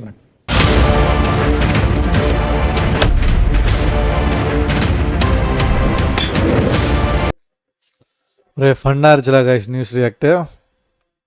டைம் போனதே தெரில. கமெண்ட் செக்ஷன் எப்படி இருக்குன்னு பார்க்கணும்னு ஆசையாக இருக்கு. You are only imagining hardships to students take NEET exam probably because of you wanted extra admissions. ஒரே ஒரு கமெண்ட்டா? சரி இல்லையே. ஸோ ஸ்ட்ரீமை முடித்துக்கொள்கிறேன். உங்களுக்கு வந்து ஸ்ட்ரீம் பிடிச்சிருக்குன்னு நம்புகிறேன். இன்னும் ஒரு நல்ல ஸ்ட்ரீம் சந்திக்கிறேன். You all peace out.